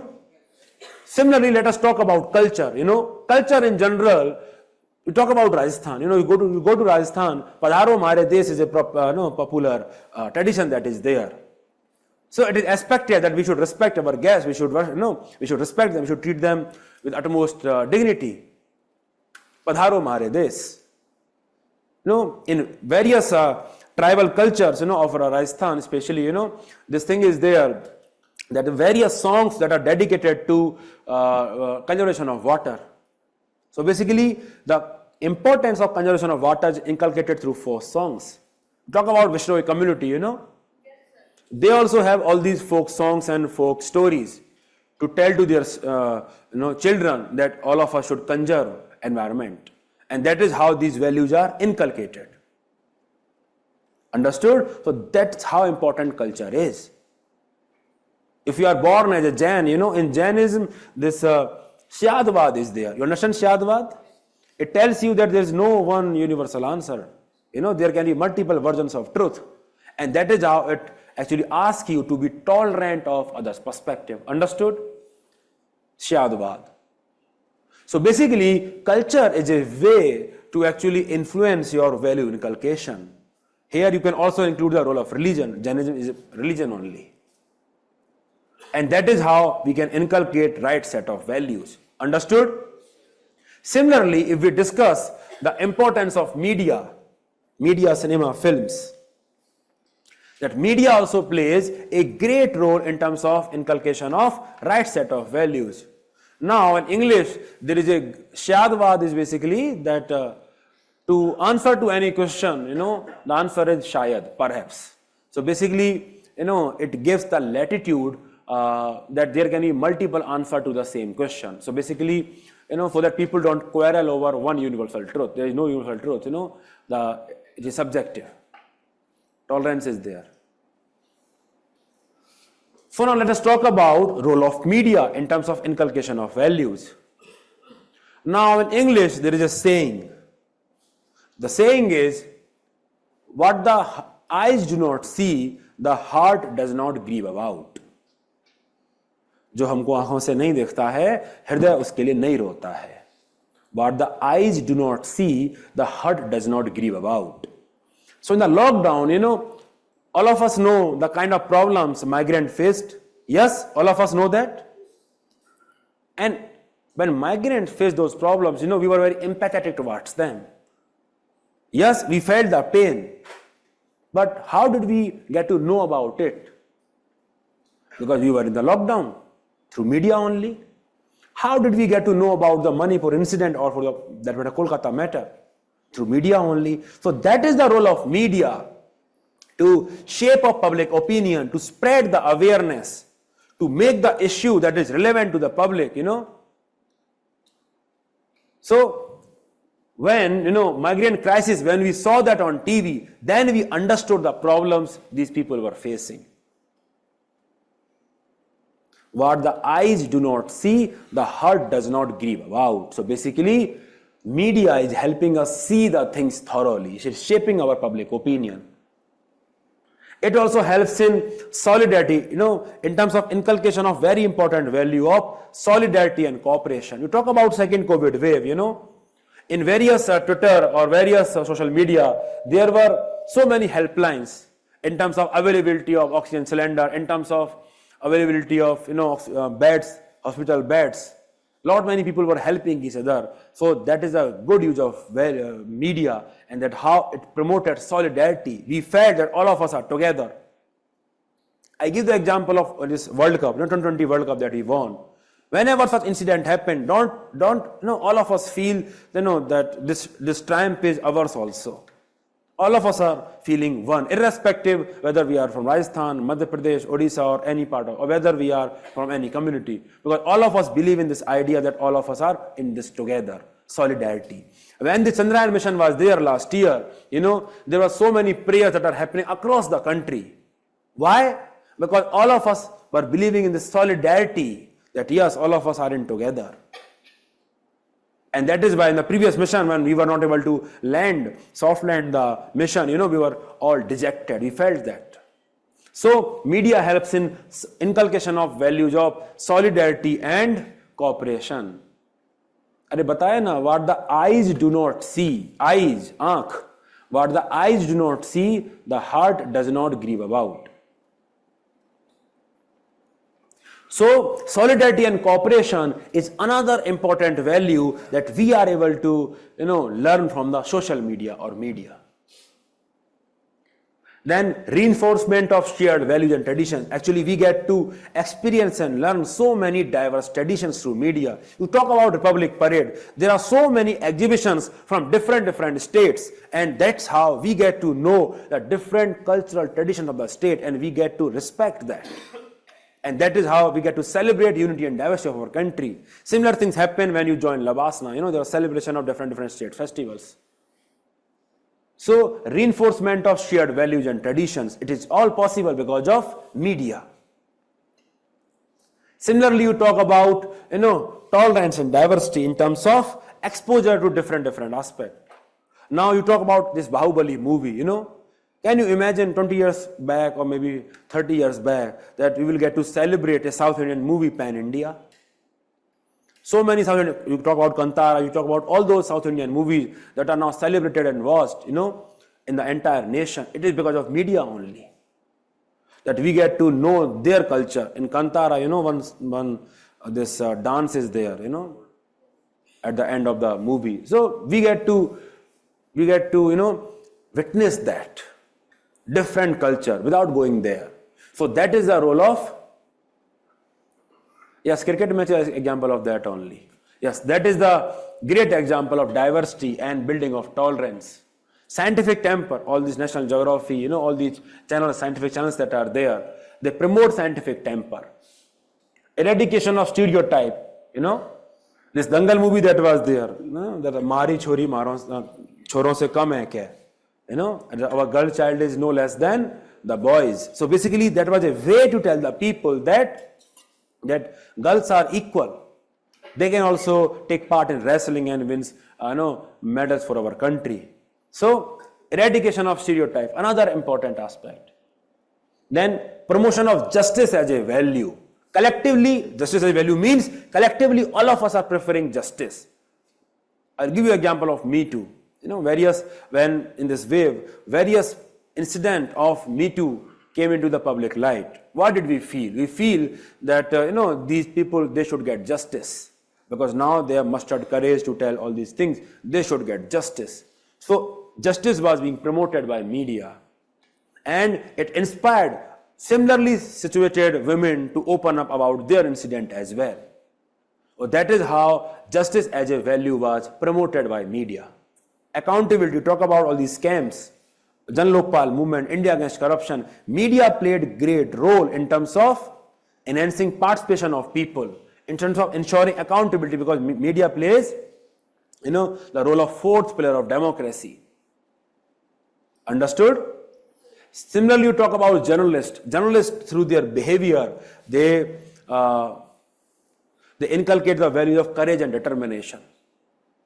We talk about, Gauri Lankesh and Sujat Vikhari, who were killed because of what they believe in. They had such courage of conviction in their ideas, their bold journalism. Ultimately, it got them killed. And they inspired many journalists that, that are out there, that you to be bold and independent in what you are doing. So now we have seen the positive aspect of media, that how media is helping to inculcate right set of values.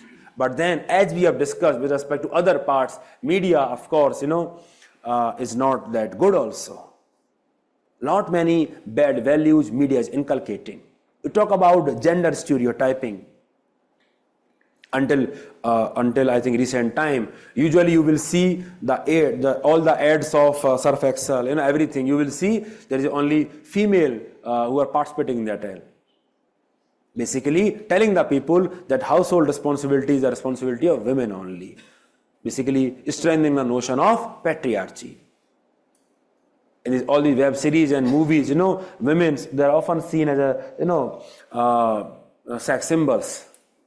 So basically, you are not treating women as an end in themselves, Kant. You are not treating women as an end in themselves. You are using them as a means. You are not respecting their dignity. You talk about media trials in the case of Sushant Singh Rajput. How it deviated from the principle of natural justice. Ego chamber impact we have discussed. Yes? Discussed? No? That suppose if we believe in something that is wrong, some stereotype we have, some prejudice we have towards any community, and we get the WhatsApp forward that relates to that community only, that instead of questioning that, we tend to believe in that. Ki hua hi hoga. That is basically accentuating our biases. Then violation of privacy, communal jihad, UPSC love jihad, everything. So basically media is also not that great place. So it also has its own role in terms of not imparting right set of values. Understood? Understood or not? So that is the role of media.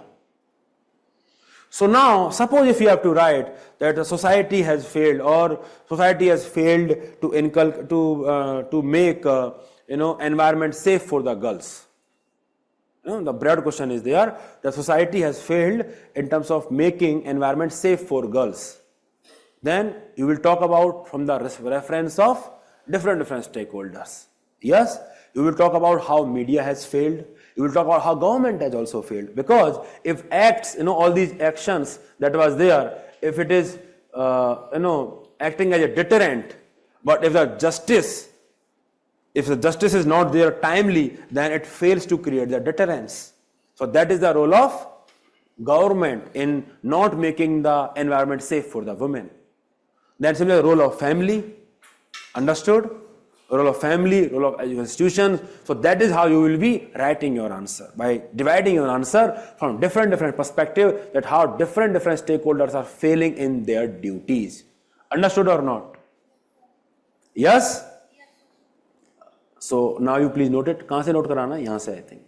So media, I think we have discussed from the perspective of media ethics, in which now we know what are the expected ethical standards that we should follow. We have also discussed from the positive perspective that how media can inculcate right set of values, and we have also discussed from the negative perspective that how it is failing. So media as a topic is now comprehensively covered. I am sure if you revise it well, you will write a great answer to this question. Done? Done? Done? So now let us move to the next topic. Lessons from the lives and teachings of leaders and administrators, and after that, aptitude and foundation values for civil services. Now this particular topic, there are two types of questions that can be asked. बात करें? Okay. So now there are two types of questions that can be asked. One type is that you need to know the specific of a leader. For example, Gandhian sins. So unless you know 7 sins, you will never get marks. Yes? So the teachings of Savitribai Phule. So until you know the teachings, you will not get marks. Yes? So that is one type of question. Another type of question is that the question is very generic in nature, and you have to use their teachings to supplement your answer as an example or case study. Understood? Now, this first type of question, it does not come every year. For example, this year, no such question was there. Yes, it come, I think only very few times it has come, question like this. So that is why it is not actually appropriate that we read so many thinkers and leaders. Because let's say if you prepare even 50 thinkers for that matter, 50 leaders for that matter, what is the guarantee that UPSC will ask that question? What is the guarantee that if UPSC asks that question, it will be from the first 50, it can be 55th or 56th, that you did not study. And more importantly, since you have covered so many thinkers, what is the guarantee that you will remember it in the examination hall? So my advice to you would be that you limit your number of leaders and administrators that you are preparing for this topic. But you prepare them very well. Okay, that will be my advice to you. So now let us start one of the great leader, Gandhiji. That what are the values that we can learn from Gandhiji? Let us start from him. When we are discussing all these stories, it is not just important to know their teachings, it is equally important to know the story from their life that reflect those teachings. Because anyone can write non-violence of Gandhiji, but to write, withdrawal of non-cooperation movement because of violence, it is separate argument. So you need to know the specific, then only you will be able to write more specific example. Understood? So you must know the story behind the value and how that value is demonstrated through the life of Gandhiji. Now all these pictures are actually from the Sabarmati Ashram only. Okay, I went to ODI World Cup final last year, and after the great experience, next day I had to go to Gandhian Ashram, for peace. And there are many people like me, who were there getting peace in his ashram. And all these people were discussing, इतना slow क्यों खेले? एक चौका नहीं लगाया बीच में. So the point is, all these pictures are from his ashram only. All these stories are true stories and the source is that ashram only. Yes, so one of the important values that we can learn is honesty and integrity. Yes, all of us know that Gandhiji had this great ashram, Sabarmati ashram, and that was his, in his name. So at time, his grandchildren, they would come to the ashram and stay. So when it happened for the first time, Gandhiji asked his wife that please deposit, the money for their stay in the ashram fund. Now his wife was surprised, because the ashram is in the name of Gandhiji only, and why is he asking that the grandchildren who are, staying at the ashram, that they should pay for their stay? So she was very much surprised, and then, Gandhiji instead, asked that, no, we have to deposit because this ashram is made of public funds and we are trustee of the resources. It is made on the trust. People trust us. So Gandhiji then, every time they were there, Gandhiji will be paying for their stay. So it reflects honesty and integrity. You know the barometer of integrity? The integrity actually means wholesomeness of the character. That you are following all the moral principles, even when no one is watching. Even when no one is watching is a very important yardstick of integrity. So it is a good example of integrity because no one asked Gandhiji to deposit that money, and I am sure if Gandhiji had not asked that himself, no one would have dared to ask him that you please deposit fund for your grandchildren's stay. And that is why it is a great example of integrity, that even though he had the option of not paying, still he paid. Understood? Understood or not? So that is why it is a great example of integrity and honesty. Similarly, once Gandhiji expelled his own sister from the ashram. Can you imagine how difficult it would have been? Expelling one's own sister? Yes, her sister, she came to live with the Gandhiji. And when she came to live with the Gandhiji, during that time only, one Harijan family by the name of Dudabai, it also came to ashram to live with them. Dudabai. It is written over there, Dudabai. Harijan teacher, Dudabai and his family. So, his sister, she refused to eat with them. And she said, she asked permission from the Gandhiji, can I eat, separately from them? I don't want to eat alongside them. And Gandhi said that this is not possible, I am against untouchability. And that's why, Gandhiji said that you have to leave the ashram otherwise. And then she left the ashram. So that is why it is the great example of honesty and integrity, because again, if he had allowed, his sister to, let's say, eat outside or something like that, then I'm sure no one would have asked question from Gandhiji, because he was such a tall leader at that point of time. But despite that, he asked, his own sister that you please, go if you are not respecting the ashram's rules, that we will not be encouraging untouchability. Understood? ये संग संग लिखते रहो इसको. अच्छा ये photo लेंगे, ठीक है? That will also do because it is there in the photo. Similarly, Gandhiji was very tolerant, very open-mindedness and tolerant. He said that various of his views, they are influenced by Western education. Of course, he was a barrister, so his views on law, democracy, everything influenced by Western education. Tolstoy, he had great impact on him. And he also said that I have learned from my own wife. Let us look at what he's saying. See, I think this can be the confession of every patriarchal husband who later understand the importance of gender equality. You see how beautifully he has narrated, and you imagine the kind of courage it would have required on his part to say that. Just read it with me, okay? That it was from my wife that I learned the lesson of ahimsa, because I had always tried to make her bend to my wishes. On the one hand, she would firmly refuse to do so. She would not bend to my wishes. On the other, patiently bear with all the hardship that I would inflict on her in my obstinacy. Because as a husband, he was believing that he had his right. And if the wife is not following that, then he would inflict some punishment. And it was her peaceful opposition that opened my eyes. I felt ashamed of myself and was rid of the foolish notion that it is my birthright to rule over her. Can you imagine? We, when not even many people know us, we cannot, we do not usually open up, with respect to our own mistakes. But you imagine a person of his stature, opening up of such mistake in front of everyone.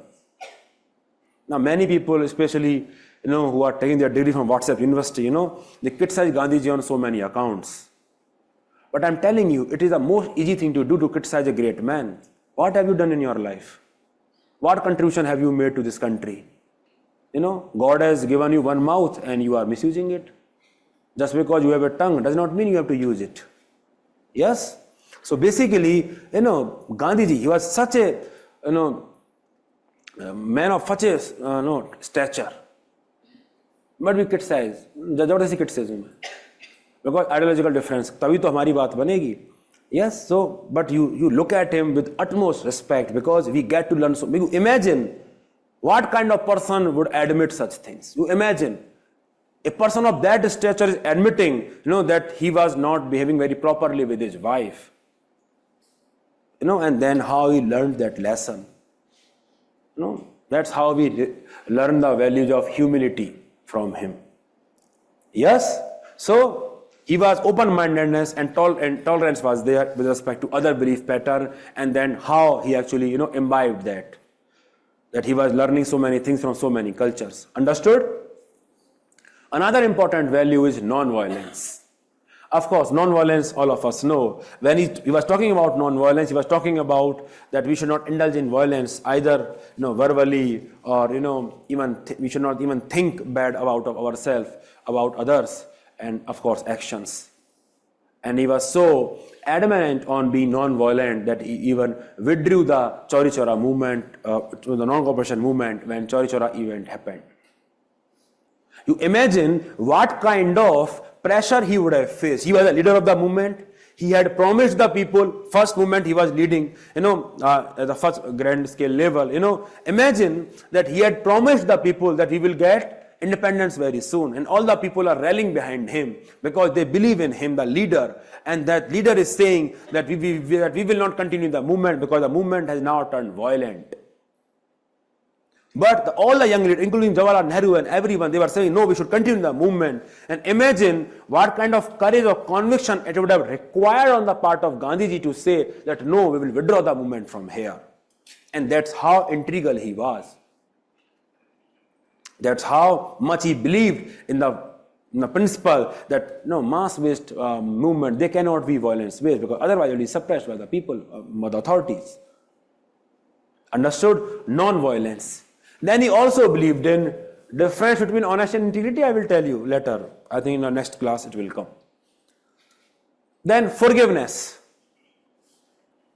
Now Gandhiji, we have all heard of it. Hate the sin and not the sinner. Forgiveness. Now I will tell you a story of Gandhiji about forgiveness. Now when Gandhiji was in South Africa, he was campaigning against some government action, And there were some rumors that, this person has come here and he will do so many bad things here and, disturb the society here. So when he was doing all these public protests, some people came, and they, beat him.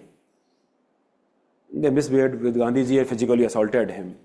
And next day, he went to court and the judge asked Gandhiji that, can you recognize your assailants? Can you recognize the person who attacked you?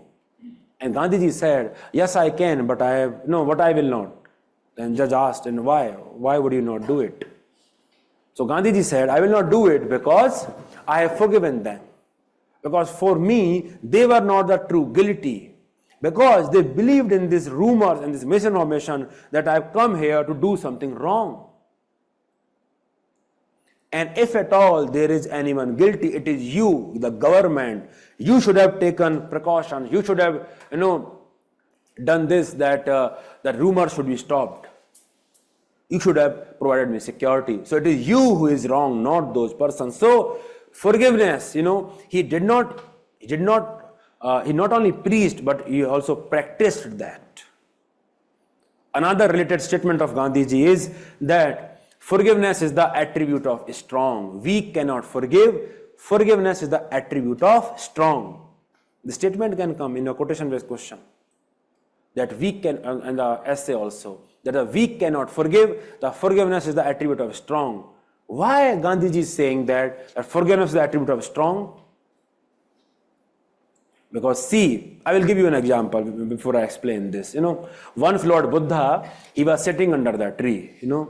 When he was sitting under the tree, a person came and spat on him, thuk diya Buddha ke upar. And Lord Buddha, at that point of time, Buddha was surrounded by his disciples.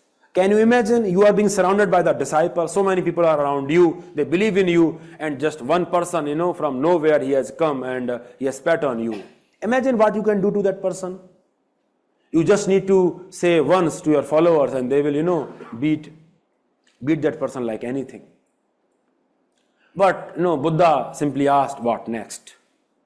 What do you want next? And this melted his person. This melted this person's heart. And he later became his follower. So why forgiveness is the attribute of strong? Because to forgive, it requires that you let go of your own ego, that you first control your emotions of anger. And that is why forgiveness is the attribute of strong. That you let go of your feeling of retribution, that you want revenge.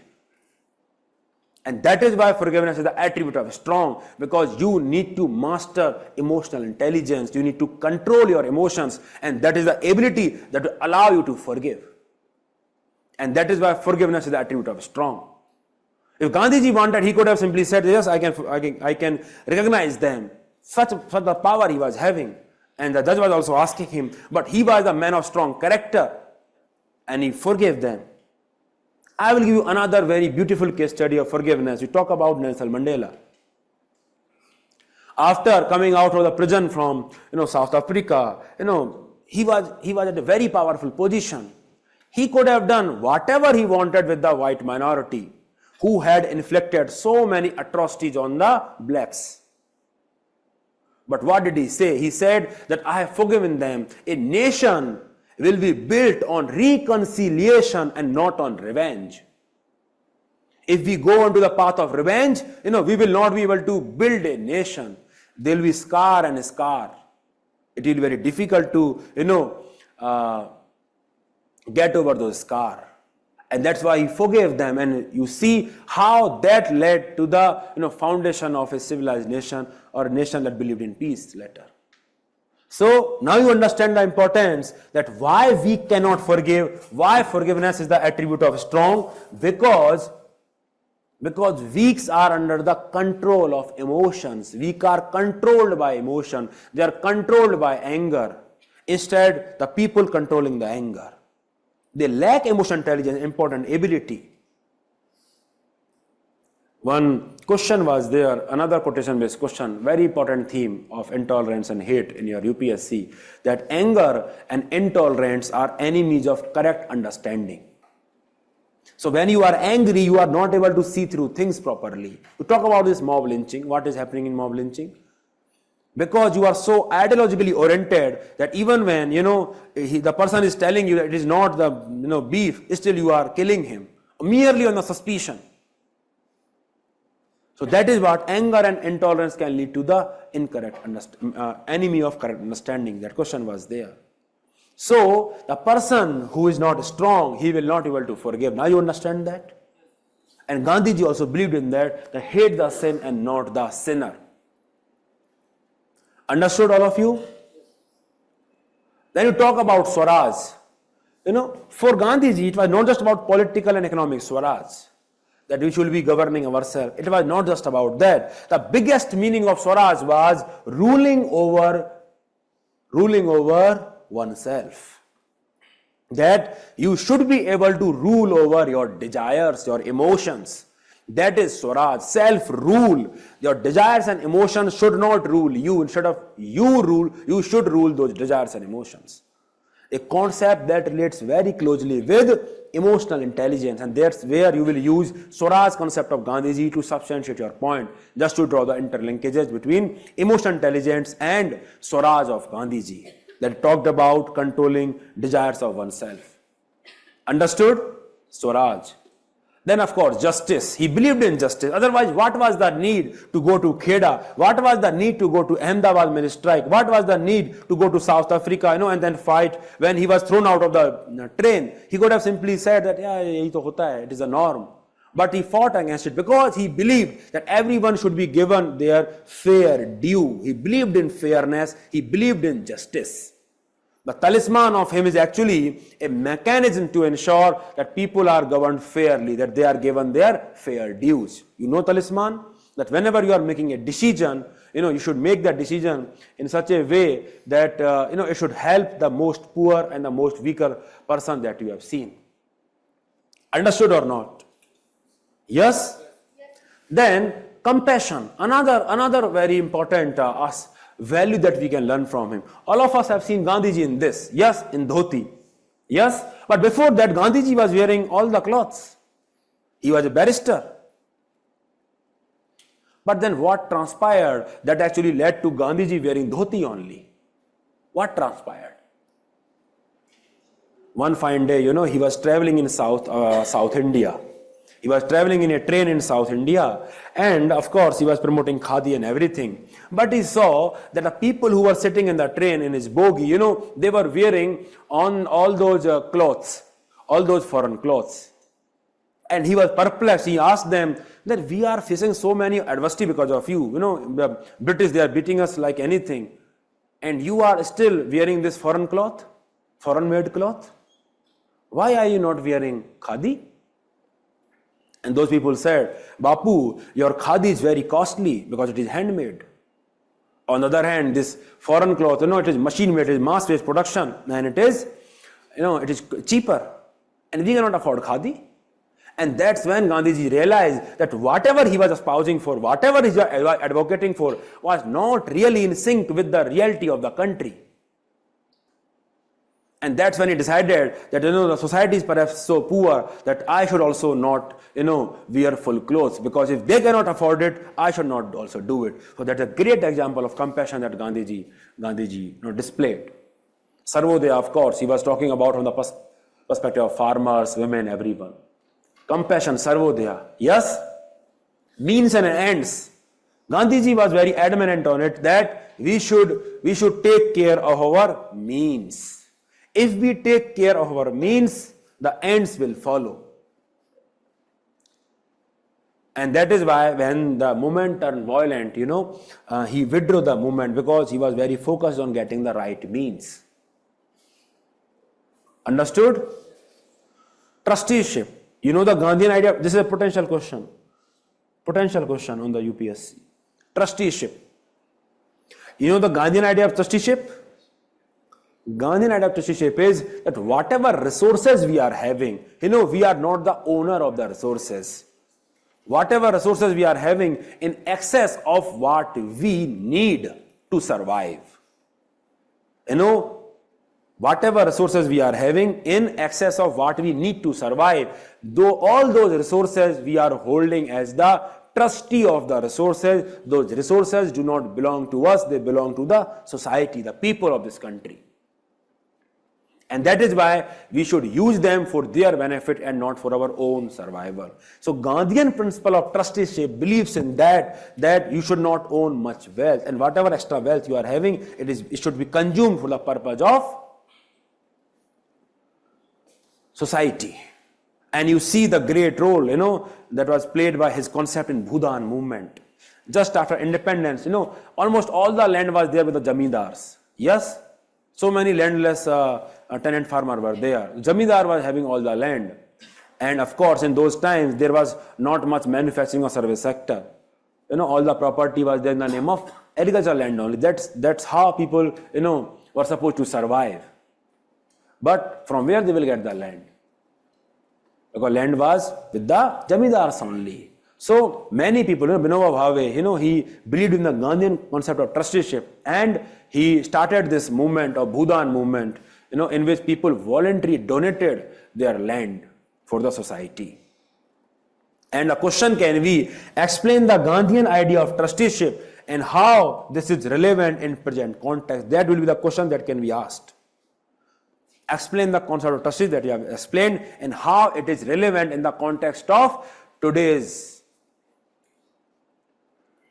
So now, when you discuss the relevance from the perspective of income inequality that we are creating, that top 1% of the individuals are holding 49% of the wealth. You discuss from the perspective of sectoral inequality that is there, that the agriculture sector, it is contributing to only 27%, roughly that on the GDP, but employing more than 50% of the population. You should talk about from the perspective of environment, that when we are consuming the resources of the environment, we are not using them as this is something that has been given to us by our ancestor, but this is something that we have borrowed from our future generation and we are using it as a trustee. Whatever water, air we are using them as a trustee, that we need to pass it on in very good condition to our future generation also. That is Gandhian idea of trusteeship. It is very much relevant in the context of disparity that is there between developed and developing nation, and how developed countries should pay their responsibility, CBDR, because whatever excess resources they are owning, they should devote that to the climate change negotiation in the context of CBDR, responsibility, common but differentiated responsibility. That is how you will write your answer. Understood? So this question is a very good question that can be asked. So now we have learned various values that from Gandhian life and the stories and the incidents behind those values, that how actually we get to learn those values from his life. And another compilation of Gandhian learnings is in the context of 7 deadly sins. I will request you that you memorize these 7 deadly sins by heart. By heart you should memorize it, because you will be using them in your case study one way or other. Pragati, I will address that. One way or other, you can use them in your case study. So his first principle, wealth without work, that it is a sin to earn wealth without working for it. All the example of corruption, robbery, everything, they are example of that. So in case study, whenever you are offered money without doing the work, then it will be wealth without work, and you will write that I will not accept this promotion, I will not accept this money, because it is a sin, wealth without work. Pleasure without conscience. Whenever someone is, driven by pleasure, humans, they are supposed to have this inherent sense of dignity, a conscience that you should judge which type of pleasure is good to pursue, what is the mean to pursue. So when one is indulging in pleasure, he should indulge in it with utmost conscience. He should not be driven by the pleasure. So pleasure without conscience is a sin, and that is why we call all those rapists as animals. And that is why people who are indulging in child abuse, they are animals, because they are driven by pleasure only. The people who are addicted to gambling or drinking all the time, addicted, because they are having pleasure without conscience, that we should not indulge in this thing, so much. So pleasure without conscience. This theme, knowledge without character, and you will use that where? Whenever you are talking about people who are driven by their pleasures, all the drug abuse case study that you are talking, there you will use it, pleasure without conscience. Yes, any crime that has happened against a woman, you will use that, pleasure without conscience. And then knowledge without character. This is one of the single most important theme that is there, that knowledge without character is a sin. Because a knowledgeable person is very powerful person.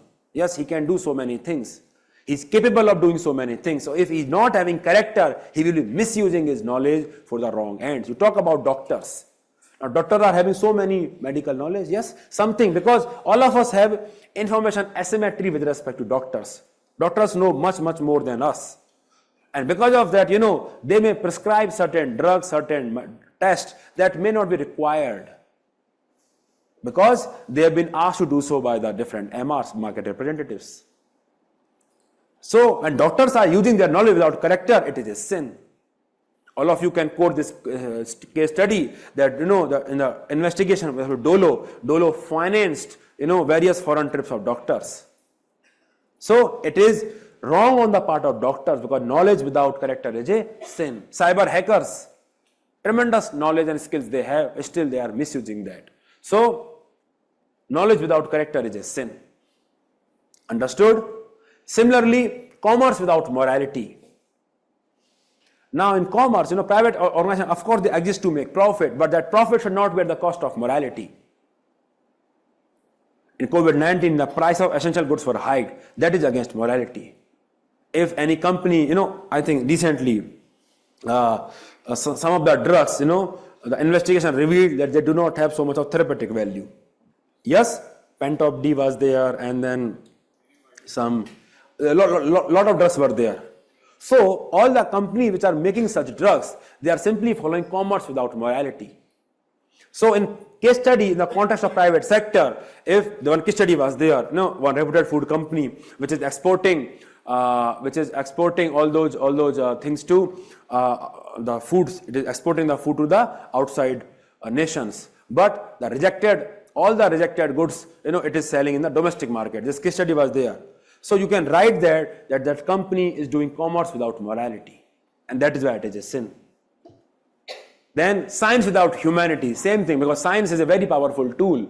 If we are using science, to harm humanity, then it is wrong. All the biological weapon, all those things that we discussed, extinction of species, everything, it is wrong. Science without morality, it is also a sin.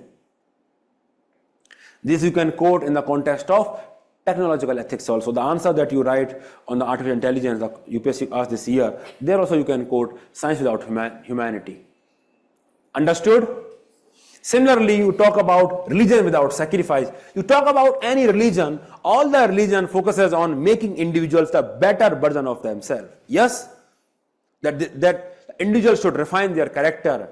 And what do we understand when we say that we should refine our character? What do we understand? Refinement of character means that we should give up our vices, we should give up our desires. That is what it means. Yes or no? Yes? Religion without sacrifice. So, if you are indulging in religion without doing the necessary sacrifice of your vices, every religion you talk about, it demands certain sacrifices. Every religion. So, if you are following your religion without sacrificing the necessary vices, then it is also a sin. You talk about all the religious gurus who have been convicted because they were not able to sacrifice their vices and while they were preaching religion to others. So, religion without sacrifice is a sin. Of course, politics without principle is a sin. Criminalization of politics, role of money power, muscle power, everything we are saying. We will discuss this more in the context of Machiavelli and international relation. And eighth sin was added by Arun Gandhi, that rights without responsibility is a sin. This is a very important theme that can be asked. That if we want to enjoy right to clean environment, then we should shoulder our responsibility, to promote environmental conservation and to reduce pollution. If we want to have right to, potholes free road, then we should have the responsibility to pay taxes on time. So rights without responsibility is a sin. All the rights comes with the responsibility. If you are simply talking about rights only, then you are wrong. You have responsibility also. I will give this illustration of traffic light that is there. Yes, in traffic light you are having this green light. Yes, it is green light for some people, it is red light for other. The entitlement, the right of someone to pass through green light, it's contingent upon the responsibility of the other people who are following the red light. If those people don't follow the responsibility, the right of the person will not happen. Understood or not? So that is why rights and responsibilities, they go hand in hand. Understood? Yes? So now you can note, we have discussed Gandhiji in a lot of detail. Many stories you know. Of course, you can use them in your answers, essays, anecdotes, examples. Yes? If any of the story you want me to just recall, just now I will recall it for you for the purpose of writing, because it will not be there in your notes. Yes? Compassion तो बता दिया ना, धोती वाला जो था. Compassion का मतलब समझ में नहीं आता. तो कंपैशन का मतलब ये है कि अगर कोई आदमी दुखी है, परेशान है, तो उसके दुख से हम भी दुखी हैं और हम उसके दुख को दूर करने का प्रयास भी कर रहे हैं. I will teach you later. करुणा बोलते हैं हिंदी में. Foundation value of civil services, I will teach you. The topic is there. Empathy, sympathy, compassion. हाँ, तो उनको लगा कि उनको कुछ करना चाहिए, तो उन्होंने खुद उस पेन को एक्सपीरियंस किया, बोला मैं भी नहीं पहनूंगा.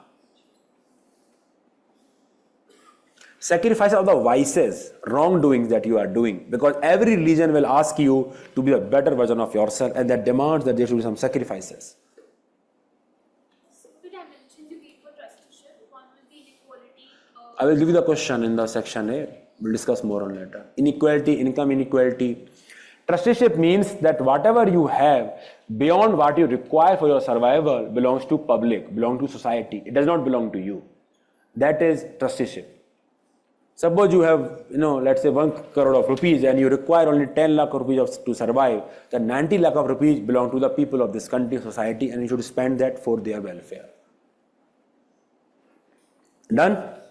And you see, and Gandhian concept of trusteeship relies on morality. You see, the inequality, of course, there is inequality in every society. And you talk about Gandhian concept of trusteeship, it relies on the non-violent morality for people to give up their part of the wealth voluntarily. On the other hand, if you discuss with Marx, he talks about violent means.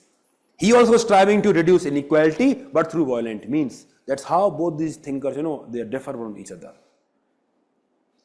Understood, Rajshri? Understood, Shubhangi? Done? Yes. Sarvodaya, Hindi it means सभी का उदय. उदय means उगना, बढ़ना, तो सभी का साथ बढ़ना, welfare of all. ठीक है.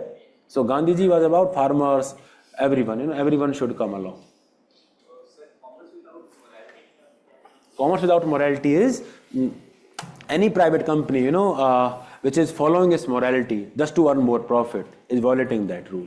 Suppose any restaurant, it is using cheaper quality of oil, reheating the oil again and again, despite, it is cancerous and has so much of negative impact of health effect. An example of that only, commerce without morality. Okay, how to sum up the story? So in the actual examination, you simply write like this. Integrity, for example, Gandhiji, making their girl children pay for their stay in the ashram. The headline you need to write. You need not write this story. For example, Gandhiji expelling his own sister because of not avoiding untouchability. That is what you need to write. Not any story of Dudhabai and everything. That is for you to understand. And shall I change it? All these stories you can use on essay as well. Very, very important. Photo I will try to share. Done? Non-violence, NCM, forgiveness, South Africa incident, yes. Swaraj, especially individual Swaraj, controlling one's desire, controlling of yourself. Justice we know. Okay? Yes, overpriced water bottle at airport, etc. Commerce without morality. It depends upon the regulations. Overpriced, see, there are lot many things that are there. When things are overpriced, it is not always that it is, it is not, it is because of greed only. There might be various factors that have led to that. Talisman.